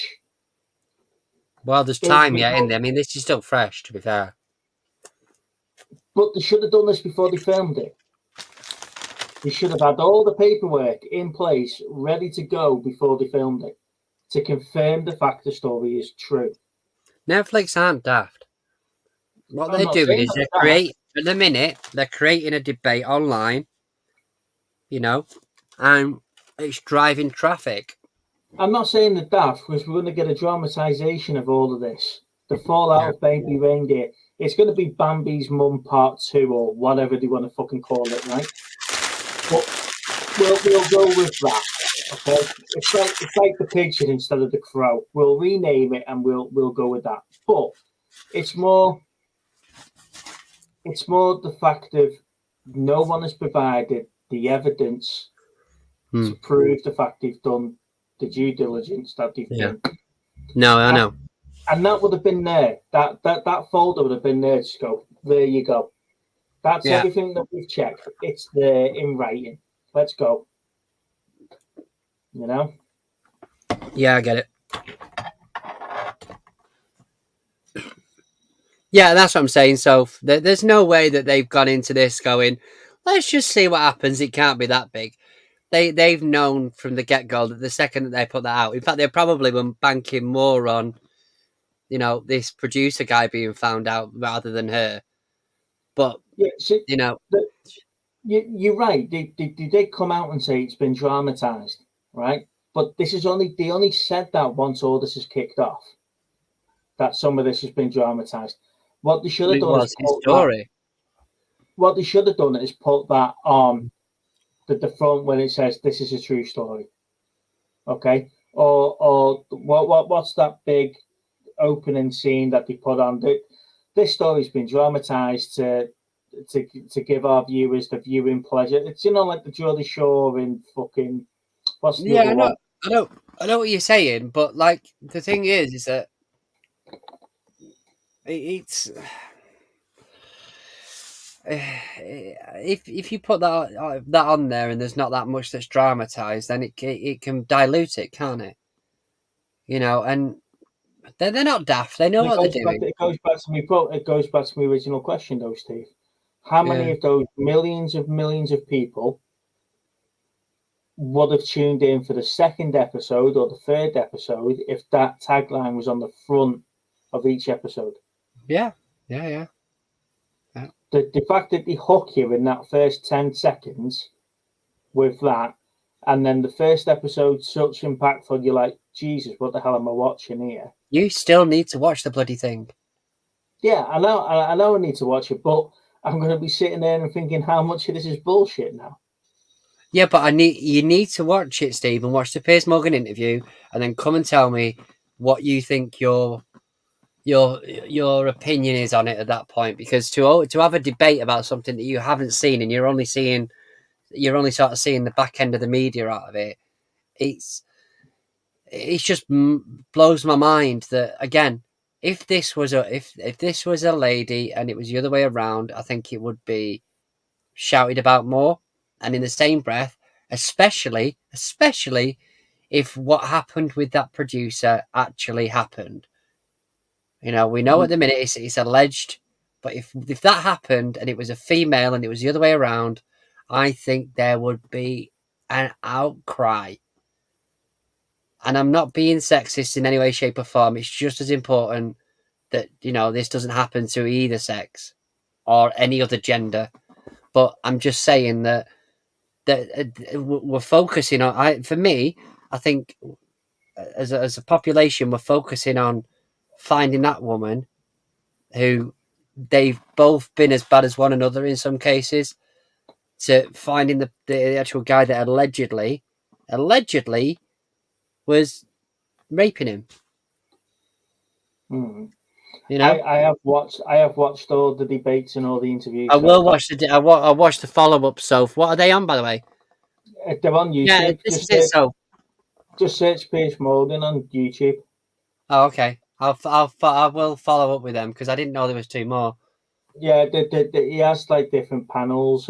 He's actually got a Crown prosecution on a King's Counsel on there.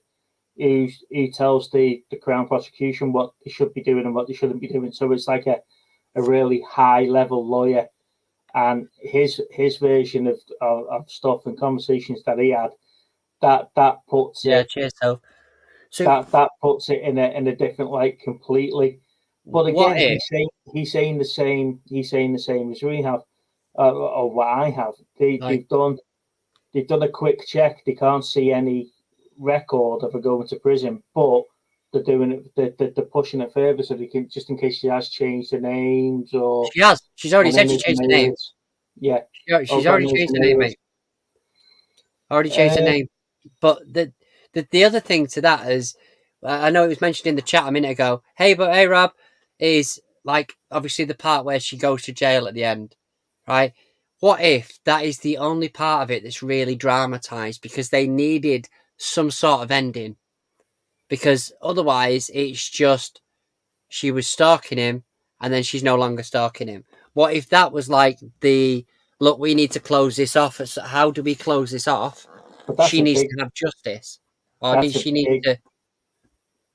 That's a big change, though, isn't it? If it's just maybe. That she's sodded off and stopped stalking him, or better yet, there we go, Baz. Yeah. At that bit, they would need to put something on. Baz has mentioned there about this has been dramatized and people are just lucky like he's and all that crap. But that they could have had that somewhere on that last episode as a disclaimer that we've dramatized the ending of this to hide what actually happened or something like that. They could have done it that way. Just it's a thought, really. If she's that adamant that she's never been to prison and they can't find anything to say that she has, or has she changed? Is she being protected, to give her a new life, sort of thing? I don't know. I don't know. But if I was to say anything was dramatized, I would say that sort of almost happy ending, sort of relief at the end, sort of thing, might be the thing that maybe it does get Netflix into trouble. So maybe, but maybe that's where the dramatization is. But then she would have gone out and gone, look, Piers, I'm not being funny, mate. All of that stuff, yeah, we did this, we did that, whatever. But I definitely am not convicted of this. I've never been to prison. Blah blah blah. She did. She did. Mate, you did. She flat out denied the fact that she'd been to prison. She also denied the fact that she basically she'd sent him a few emails. That was it. Well, it's 41,000 emails and text messages a few. This is it. This is exactly it. But like I say, what number did you put on that, Steve? How many messages have I sent you since we've done movie chats? Well, it's less and less these days. Now you've got Teddy. Oh, shut up, you and your real friends. But that's what I'm saying is that if you're accused of something and that is your one time to sort of get it across to people, you would be so adamant. You would be, so passionate about the fact that you want to clear your name. And she was literally her brain was just making stuff up as she went along. That's what it looked like anyway. So Baz has put there that obviously the prison guards and people and family will be able to say to jail or not. The interesting thing is that I think it was her nephew has come back and said, well, she did go away for a couple of months, but never said she was in prison or what. She said that she disappeared for a couple of months. Now that would fall into her being in prison. Yeah, hey Cal. Yeah, for the time period. However, like I say, on I think it was the second. That was the first interview that they did. The second debate that they did when they've got that King's Counsel on there. He's going to find it all out, and then obviously they're going to prosecute Netflix based on what they find on the back of that. Mate, Piers Morgan said to her, "Would you do a lie detector test?" Well, I'll have to see what my lawyers say. Kel's saying that apparently she's now going to go after Piers Morgan for the interview, and it's like at this point, the one saving grace out of all of this is that if she actually does go for Piers Morgan, not only will she end up with. They will find out everything they possibly can about her and probably wipe the floor. But nobody will then touch her. Do you know what I mean? Because they will, and that might stop her getting bloody famous. But that is the one saving grace out of all of that. If she does go for these people, she'll be like, well, actually, I'm going against the industry that's trying to give me money. So yeah, good luck with that one, love. If you search Google, she didn't serve a conviction of any kind, as they both wasn't believed and insufficient evidence. Really? Wow.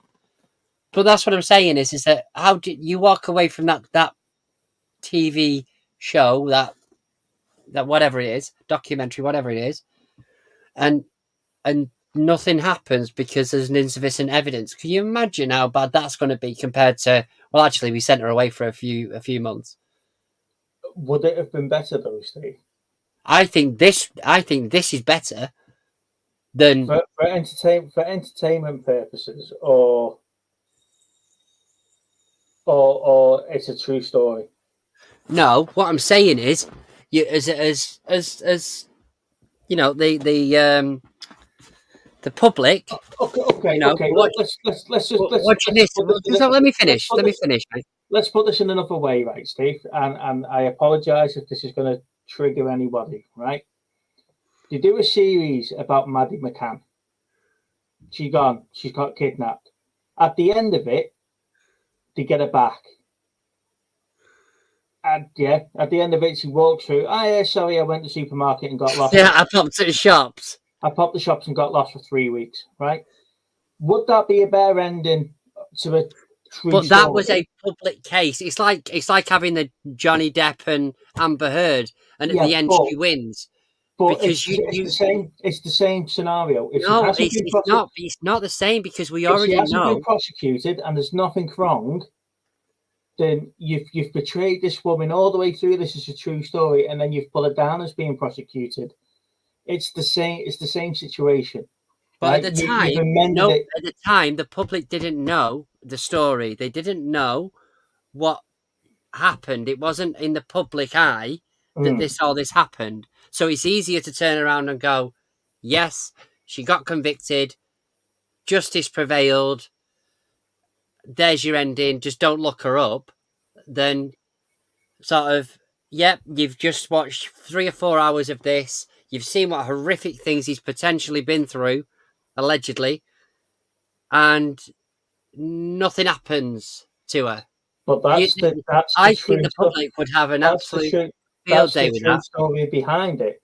But that would cause her more harm than saying that she went to prison and at least served her time, allegedly, obviously. But that would be highlighting the flaws in our legal system.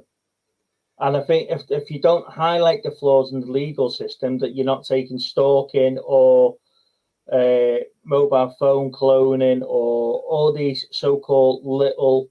But justice. If it's the case, and if it is the case that none of them were believed and nothing happened, and that for me would be more dangerous to said individuals than having it where she served a little bit of time and admitted that she'd done something wrong. And at the minute, we don't know who that person was, so there shouldn't be any comeback on that. It's only down to the fact that people actually searched it. Can't No, really. what I'm saying, Maddie might be a poor example, but it's a high-profile case where everybody knows. Yeah, Cal, absolutely. If it's just, I've put the link in. So what I'm saying with that is that you've gone through this whole true story thing, right?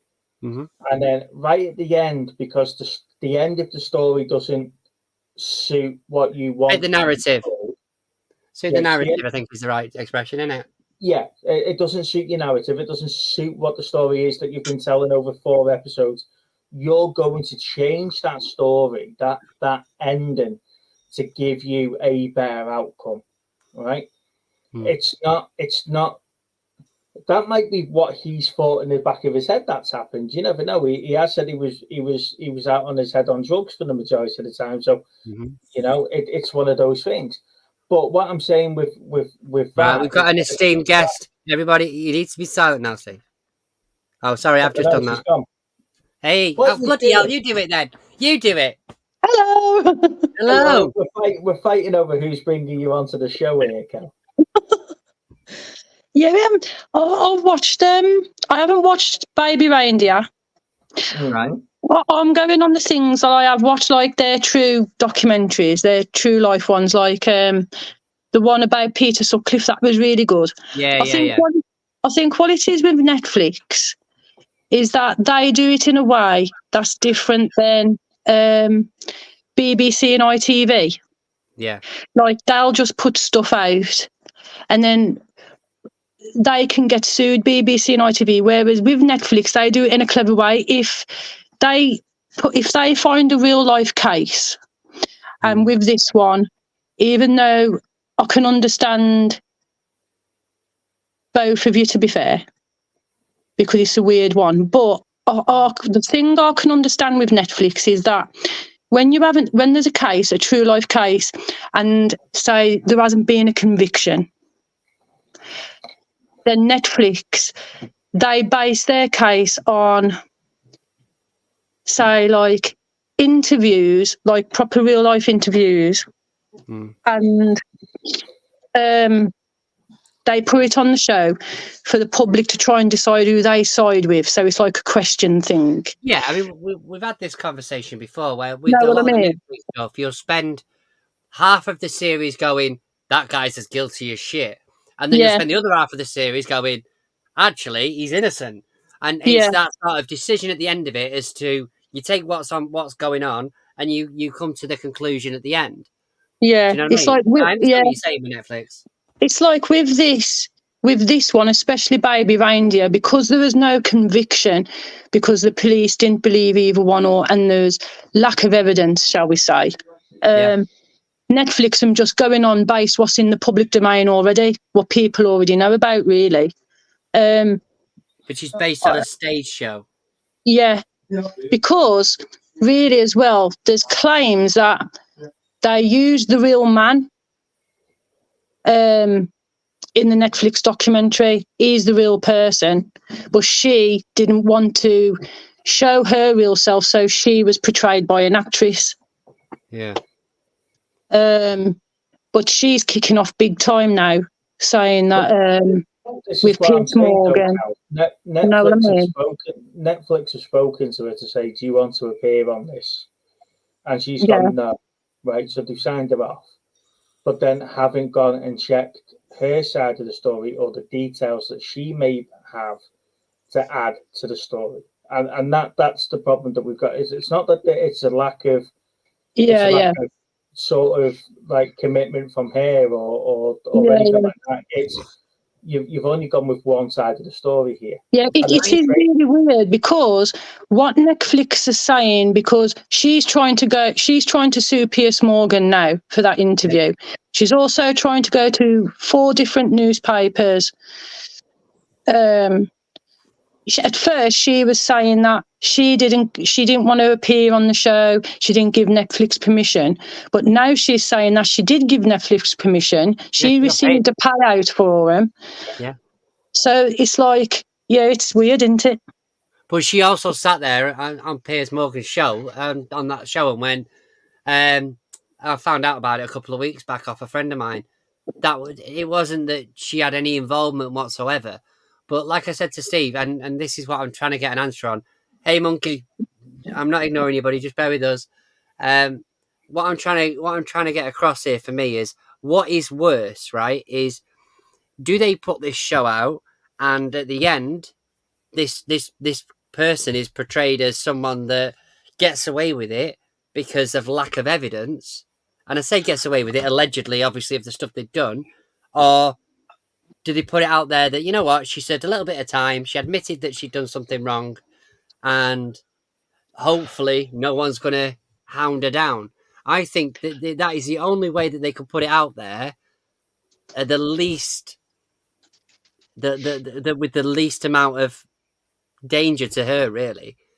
But then don't put it as a true story, put it as a dramatization. Yeah, and maybe that is it. But then you do that, you take the legitimacy out of did this happen, and that's what I'm. It's a very difficult situation. Look, if you've got a book out the library, Lord of the Rings, for example, and some Muppets got in changed the end of the story, you'd be upset. Yeah, but if and it goes back to that again, where we're talking about Johnny Depp and Amber Heard, right? That was in the public eye. You know, you can't. Or even there was a comment earlier on about the Titanic. You know, even hey Anthony, even if you can't pretend that the Titanic didn't sink because everybody knows it sank. You know, and you can't pretend that Amber Heard lost that case because she did. So we can't put it out there as an alternate version. But you can pretend that everyone was drinking champagne and everything up until the point where it hit I had no idea about this comedian. I had no idea what had happened to him at any point. So whatever's going on the TV, I would take that as gospel until I looked into it a bit. But I just think she would be in, and I say more danger, that's probably the wrong word, but she would be scrutinized more had it come out in that show that she has essentially, if she's done what they said they did, that she got away with it.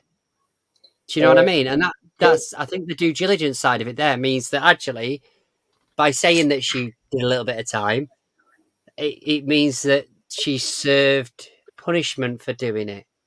I don't know. That just in my head means that you haven't got an absolute mob of people coming after you. Yeah, because so let me just catch Anthony up to speed here. We were about to wrap up half an hour ago, and then little Steve started talking about baby reindeer. So we're now heavily rooted into this one. Good evening, Monkey. Thank you for joining us. We're having the discussion about baby reindeer as you probably joined us towards the end of this. You being from the States, etc., you get a lot of these true story type programs on multiple networks, etc. Where do you stand with all this true story versus dramatization? Well, we have had the OJ one. We've had but as far as the real life things, we have ones that are worse because there is who of you have heard of I forget his name, OGP? No. He was a popular chubby black guy that would go to the Eagles games, and he would just be this really big fan, and he amassed a huge following here in the States, and these people took it upon themselves to be the rogue Chris Hansen's and pretend to be this 13-year-old girl and get him to meet them and prove through everything that he was a child predator, but they did not do it legally, and so I've heard of this. This was on Stephen Crowder with Louder Crowder, wasn't it? Was it last week? Really, was it? There's a bloke that they use that do it, and they do it legally. But these fellas have done it illegally, and he's got away with it, haven't they? The way that they've entrapped him, he's managed to get. Yeah, this is from Stephen Crowder the other day. So that's another one that I watch in the morning. If it's not Piers Morgan, it's Stephen Crowder. So yeah, I have heard of that story. But going back to the O.J. Simpson one, there was a couple of ones, wasn't there? The Robbie Downey Jr. played O.J. There was People versus O.J. Simpson. Some of that was dramatized, but that was quite clearly stated it was dramatized at the beginning of that. Yeah, I have I have an answer for this. Can you hold on 1 minute? Yeah. So, Kel, where would you stand? Would you rather have it based on the true story with the actual ending of where it's gone, or would you like it to state it's been dramatized and lose that little bit of validation? I think after watching, because I love I'm going to sound weird, but I love true crime stuff. Mm-hmm. Yeah. My dad used to be fascinated with the forensic science bit of that.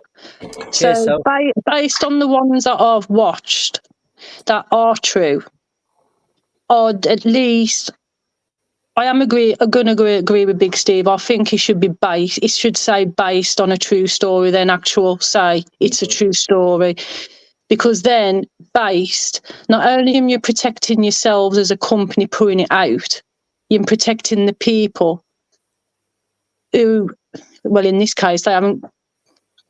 She wasn't. So I would. Yeah, I mean, I haven't watched it, but I would say it should be based on a true story rather than a true story. I'd say, yeah. Yeah. Like I say, if you get a chance, try and just watch it and see what you think if you can, because he doesn't paint himself as a saint. Do you know what I mean? It shows that he's got weaknesses as well.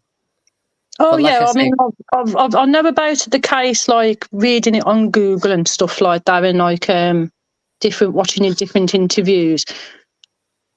But I would put it as based on a true story, though. Yeah. But I really would. To be fair, I mean, I watched the new Madeleine McCann one. I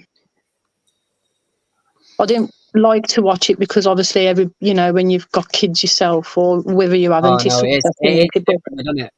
But it's different with the Madeleine McCann case one. That was well done. But again, because they was trying to say, in the documentary, the Madeleine McCann documentary, the one that I watched, which is really good, and it is good, and they showed you police interviews and different things, and interviewed the police officers. But again, that said true story on that documentary. But if they're aiming everything towards a conviction for the parents and they haven't had a conviction, or let's say, they haven't done what it should be. They shouldn't put that true thing.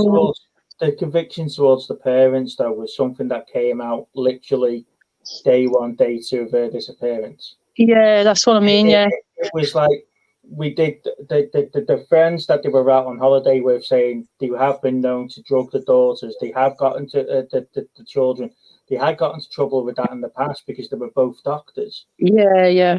Even leaving your kids in the apartment while you're 150 yards away, while you're having food and drink, and not going back and checking it. There was a lot of like signs of neglect, which is what they were saying. Now that was like a general Joe to people going on holiday that were low income family. They would have had the other two kids taken away from them. Yeah. But it's not happened here, and I can understand that losing your daughter is punishment enough. Yeah. And you don't need to lose the other two. Don't get me wrong, I understand that. I'm a dad of two myself, so yeah. I understand that particular point. But that's another one. This is where I was going with this. Is that if you were to change that story to it's okay, she's now back, because it didn't fit the narrative you were trying to do for the 4-part documentary that you were doing. Yeah. You should really say it's based on true events, but it's dramatized. Monkey, sorry, you're desperately showing me a case there, and what's that one that you've got? Well, my thought out opinion on this is to your answer is it is that so we have these horrible cases like you all are talking about, but instead of preventing the facts like they're supposed to be, they are like for example, the one charming guy that killed his wife, he got they cast Dean Cain to portray him, and the police officer that killed his wife, Drew Peterson, they get Rob Lowe. And there's even one where they have Zac Efron as Ted Bundy. So my opinion is in the United States they're not softening it like the way she was talking about. They're softening it by casting these heartthrobs. People will be like, oh, they're choosing eye candy to sugarcoat the horrible truth and the acts that these people did. Like if they come out with a movie on the OGP and they choose the guy who played the older brother on the Family Matters. They're glamorizing it. Yes. I think that's right, isn't it? Yeah. So your country submits the facts, the truth, and all that. And even though, yes, if they showed the person got away, Casey Anthony killed her daughter. It was on footage on the on police cam, finding her body in the back seat, and she still is free to this day. Wow, that's so just like the OGP, even if we let our killers go free, and that is bad. Right after Casey Anthony got released, she was treated like an animal. There was always paparazzis and stuff, and she had to stay with somebody kind of like famous just to have privacy, and she would still get photos taken outside her house. But it's like us in America turn our villains into heroes. So I've got, and they're not heroes but celebrities. I just want to pick up on something that Baz has said in a previous comment there. He's put the Jim will fix it guy.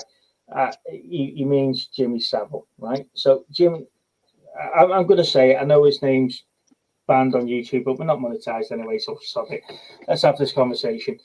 So the Jimmy Savile thing's a bit different for me, because this is all allegedly done, because and it all came out after he sort of passed away, but that has led on to some good come out of it, where they have caught people that was associated with evidence and stuff like that, and people have been convicted on the back of that. I think it also falls into this category for the Jimmy Savile series. I think who's doing the Jimmy Savile thing, Steve? Steve Coogan. Steve Coogan. It'll be interesting to see how that's portrayed with him. Is there another one? I was talking about the last thing they just brought out. Was it the last? Yeah, Steve Coogan played him. Coogan. Yeah. So I haven't seen it, so it'll be interesting to see how that's sort of portrayed in that respect, because, like you say, he was retrospectively convicted, wasn't he? He wasn't actually convicted in the court of law. So that'll be an interesting one. So far, put the the link, and if you want to come on and we can continue to talk. Yeah, so that's going to be an interesting one. But like I say, sorry, guy, I don't want to come across that I'm heartless or anything like that. It's just if I'm watching something and I'm watching something in good faith, and then you're obviously having your own.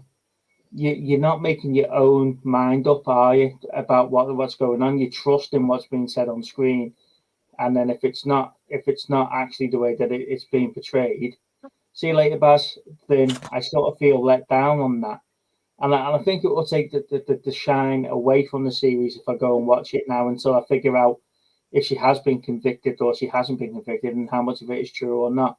If I wanted something like that, I'll go and watch bloody Geordie Shore or but if you watch it, Steve, then it might just give you a little bit more of a different opinion, maybe. Or like I say, I'm not.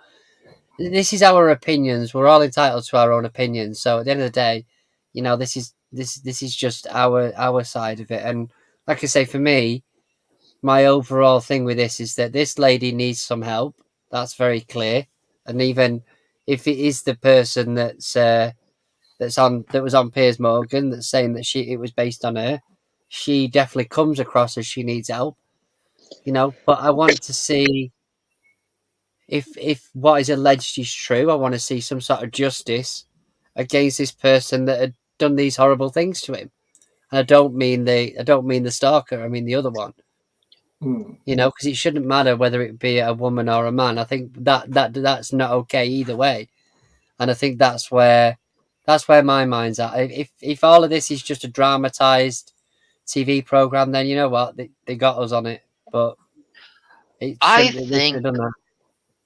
think it's horrible. We live in a society where now even the villains come out and say, I want to be famous, and say how awful I was. Hello. Hey, so I didn't come on earlier because I wasn't sure how long you're actually going to be on for. So I'm kind of about 45 minutes ago we were finishing. I wasn't really sure how long you're going to go on for, so I thought, I won't come on because. Go on. What's your opinion then? What, on the whole Baby Ranger thing? And we back. Yeah. So, because I've watched the series, I've watched the interview, I've watched the 2 follow-up interviews as well. So, with the series, when you're watching it, you kind of feel quite emotionally torn because, you feel really sorry for her because she's quite vulnerable, quite unstable and things. You kind of think, oh God.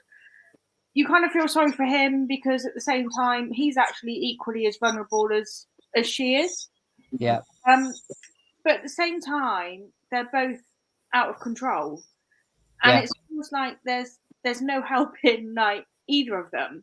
Yeah. Because he continues to put himself in these dangerous situations, which he admits he was kind of thriving off at the time.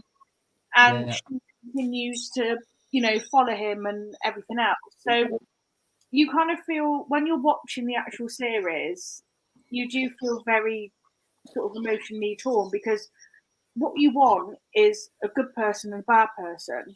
And you don't have it. No, that's true, yeah. So I think that's why you feel quite torn when you're watching it, because there's no good person, there's no bad person. And that's quite difficult. I think from the interview, I think she's quite an unstable person.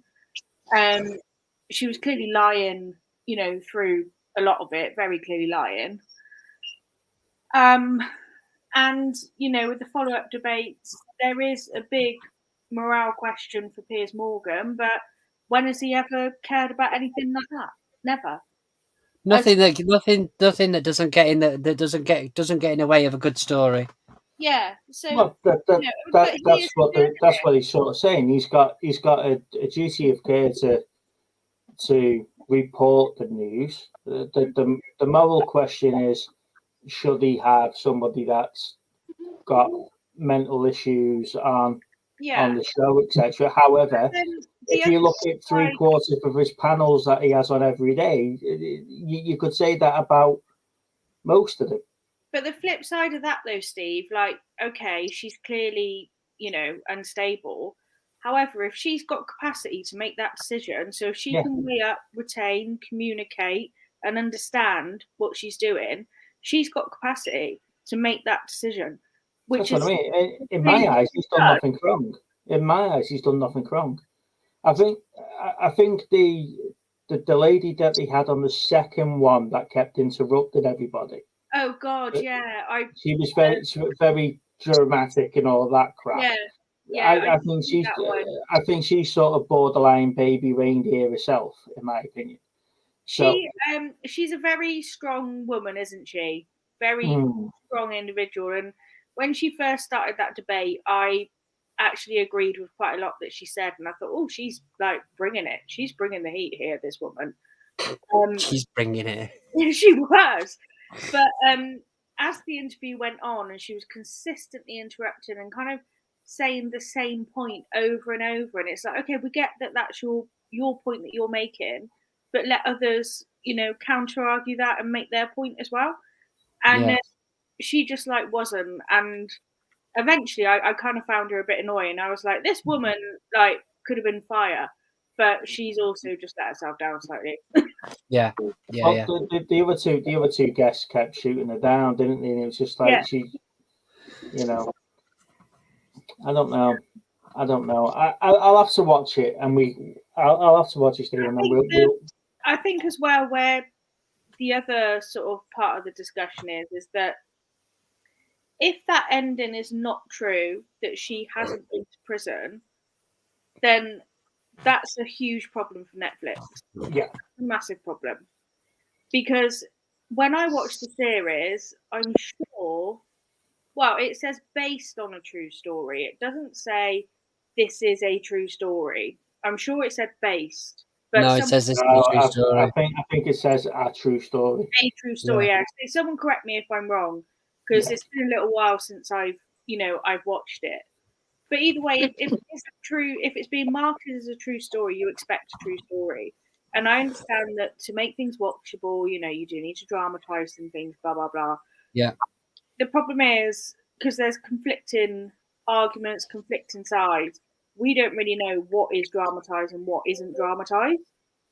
And I think that's why everyone's gone crazy over this, because it's such a wild story. And you think, really? Did all that happen to him? Like, really? Like, did he really do that to himself? You know, and all this kind of thing. That it's got people curious, and that's why they then look. And so I'm going to ask you the same question I asked Kel before.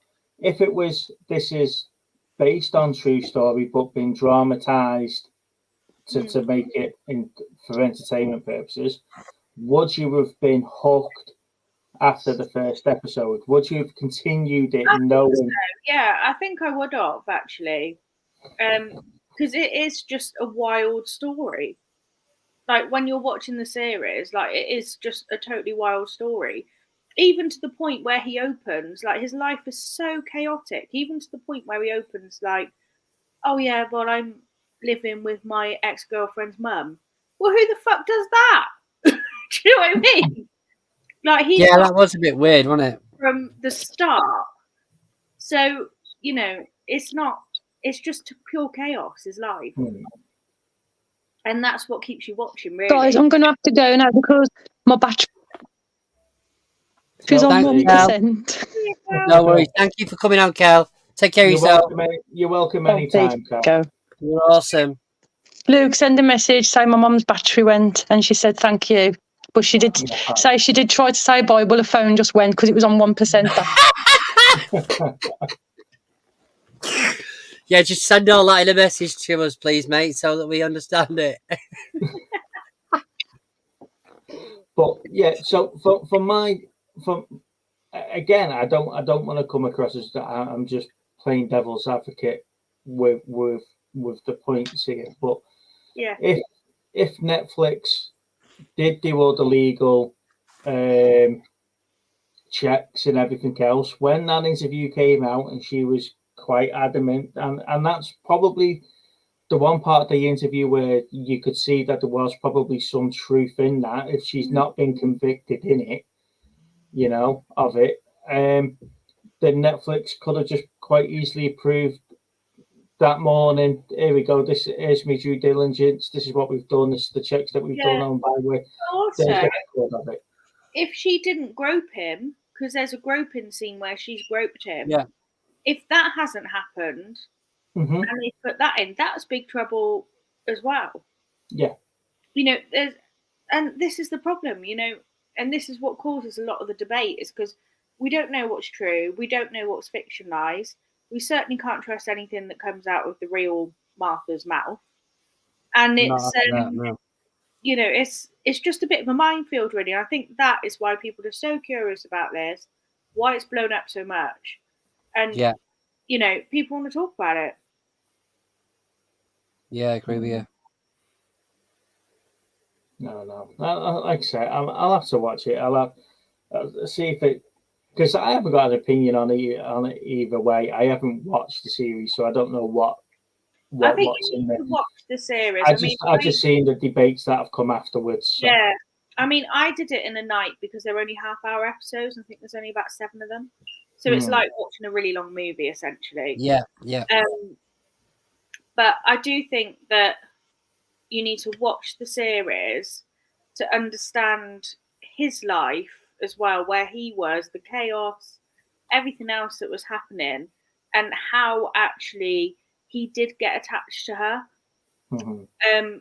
You know, to understand the full story, because all these, you know, the debates and things like that, all the bits you see are plastered over social media, it doesn't give you the full story. It's just giving you lots of little snippets, which actually, unless you watch the whole series, they probably don't make real sense. You probably think you understand it, but actually... Cheers, Soph. That's what I was trying to explain.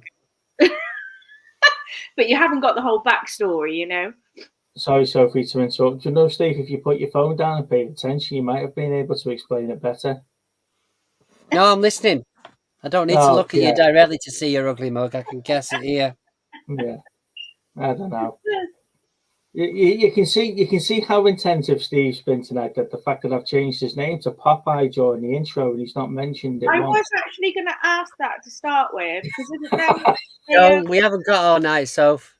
Isn't there a Popeye movie coming out? No. And I thought that was why you changed it. No, you missed it last week. We were talking to Monkey, right? And Monkey came on to talk about Addams Family Values, I think it was, wasn't it? And we got talking about Robin Williams. We jumped onto him for some reason. I think it was because you see, he's trying to be funny now and trying to change my title, but he's getting it all wrong. So that was an epic fail, wasn't it? It was an epic fail. Trying to press back. So Monkey was he was telling about how he's emotionally attached to Addams Family for whatever reason. So I said to Steve, obviously he feels the same way about some of the Robin Williams films. And then Steve said something, well, I've got nothing in common with Robin Williams. And Monkey went, you look like Popeye.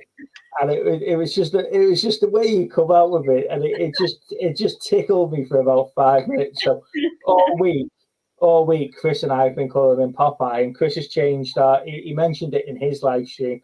We've got a message group between the three of us, and he's changed me to Inbred, because apparently I called Monkey Inbred, which I can't remember ever doing. Steve's now Popeye, and Chris is the #1 YouTuber because someone voted him #1 YouTuber for reselling content or something. So you were Chris was Little Hans Hayden, wasn't he, before he changed it? Because he was. That came out on one of his live streams, and it's we just take the piss out of each other on this message group. But like I say, it shows how much of attention he's been paying to the show that he's been called Popeye for the last 2.5 hours and not noticed. Yeah, whatever. Never mind. Well, maybe it's he's selectively not noticed.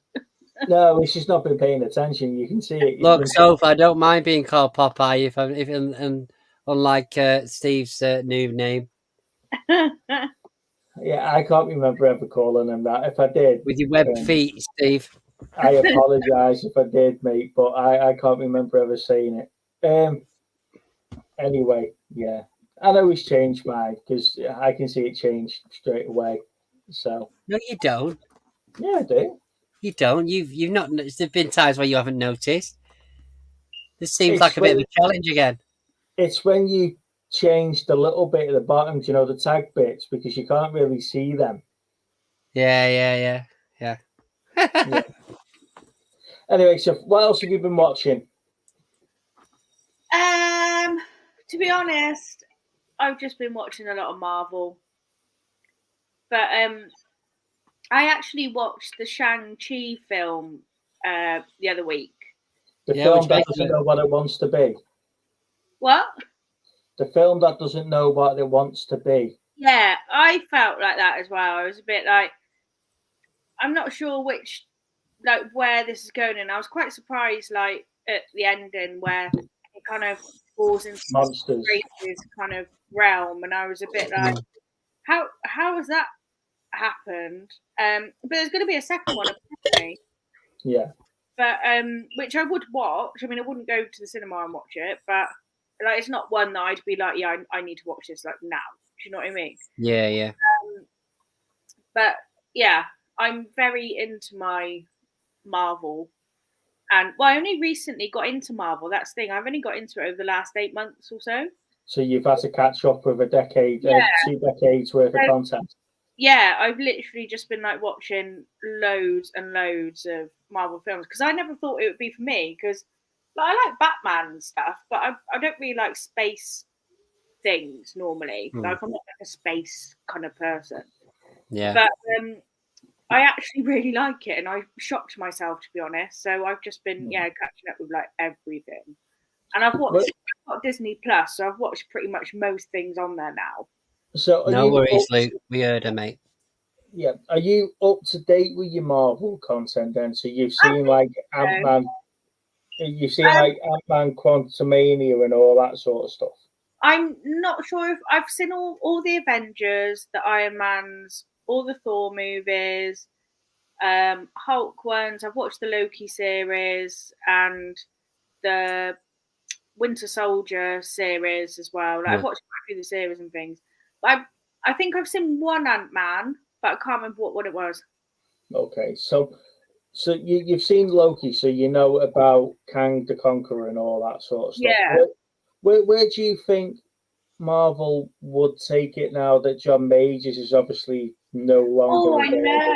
This was quite a scandal, wasn't it? This was quite, and I was quite kind of disappointed actually when I first saw it because I thought he did so well in the Loki series and things. Yeah, I thought that with Loki. Yeah, and I kind of thought, wow, that's really like disappointing. Like, what have you done? But yeah, so I'm not totally sure, to be honest. Yeah, I don't really know, but I was quite disappointed with the whole thing. But yeah, don't know. Yeah, because I don't. They never really portrayed him as a big bad character that was going to lead the next 2-3 phases anyway. Because every time he's on camera, he's getting his ass kicked by somebody else, isn't he? So it's That's true, actually. Yeah, that is true. But no, I sort of, when we've got like Iron Man and the first Thor and stuff like that, and they were building it, it was fine. It was when Disney Plus started piling out all these TV series instead of meaningful content. I loved Hawkeye. I thought Hawkeye was a brilliant series. WandaVision was a great series. WandaVision, I've watched the first episode of, I think, and you know how it's all kind of set in like the 1950s and keep going, it changes. Yeah, and I was just a bit with the first episode. I was a bit like, I don't get this. It's sort of the first episode is so like Bewitched, isn't it? You don't get it for the first 4 episodes. Yeah. Yeah. Well. Yeah, I was. Yeah, but stick it out because there is a genuine. I mean, if anything, I would say she her story arc is pivotal for some of the Marvel stuff going forward. Yeah. If any, out of all of the TV shows that they did, out of all the different ones that they've done, I think that's probably one of the most important, to be fair.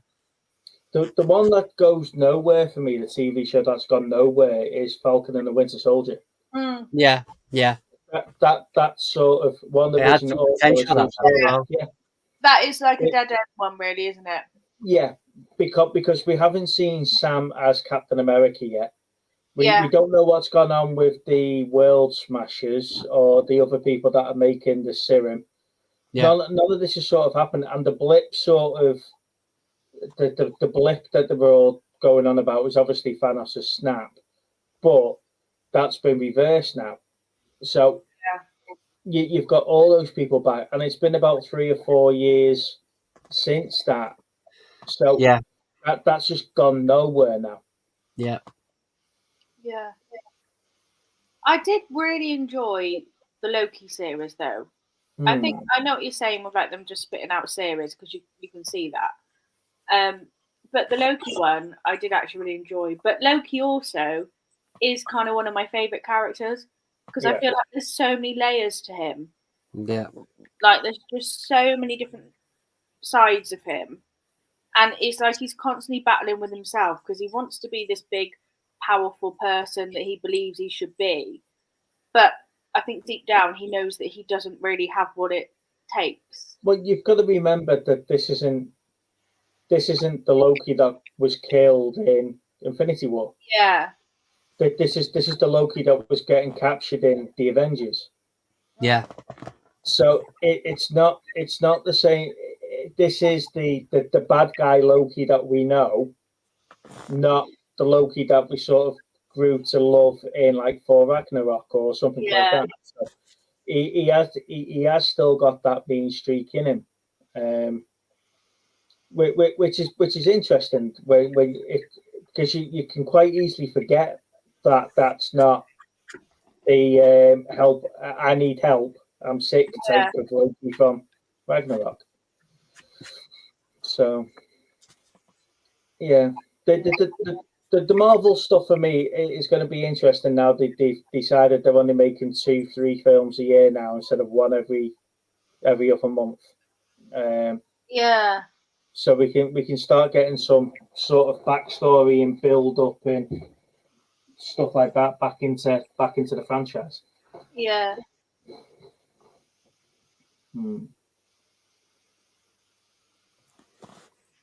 Okay, cool. Sorry, I'm just reading the comments there. It's Brie Larson, isn't it? Not Olsen. Yeah, Brie Larson, isn't it? Yeah, it's just typical Andrew. She's also a true story. Yeah, of course it is. That's a what if episode if Captain Marvel crosses Emperor's New Clothes. Right, on that note, ladies and gentlemen, I normally say it's coming on to 9 o'clock and I'll be turning into a pumpkin. It's coming on to 10 o'clock and I'm awfully close to turning into a pumpkin. I was going to say past 9 o'clock. That's quite an achievement for you, Steve. It is very much an achievement. Lana thinks he's already gone to bed. She's up there now. She'll be wondering where I am. So she doesn't watch the streams live now. She's give up on him. She says little Steve's boring her. Yeah, I can imagine that's what she says. Yeah. She's like, I see enough of you anyway, Steve, so I'm not going to fucking watch you on there as well. This is my quiet time. That's what she tells you, innit? Right, so I'll bet you a $5 now that he says he's got these 2 videos that he's got to put up live. I ain't going to say shit. I want to go and do my fucking insulin. Yeah. So when are you putting these videos out then, little Steve? I'll put them up and then you can do the thumbnails. But bear in mind, I'm trusting him with thumbnails, so this could end badly for me again. I told you, mate, that one of you posing against the fort is amazing. That's going to come up every time. I don't fucking. He's like, yeah, I'll do the thumbnails for you, Steve. I'm like, do I look fucking stupid? Do I look like I'm going to let you do that again? But to be honest with you, at this point, I don't care. Photo on Facebook, and he's posing like a Westlife cover album. I was Yeah. really I was really confident that day, Steve. Yeah. I'm just jealous, Steve. I'd knock the building over if I leant against it like that. That's what happened. You'd already done that. Yeah, there you go. Right, so thanks, ladies and gentlemen, for watching another week on Movie Chats. Please leave thanks a for putting comment up with on us the for this video long. once it goes live. If you've got any homework suggestions, like and subscribe to the channel as well. Sophie, thank you for joining us. Thank you so much, bud. Monkey, always a pleasure, sir, if you're still watching. And Kelt, you are welcome on anytime you feel like coming on. So, yeah, thank you very much, and we'll see you soon. Bye-bye. Bye-bye. Bye. Bye.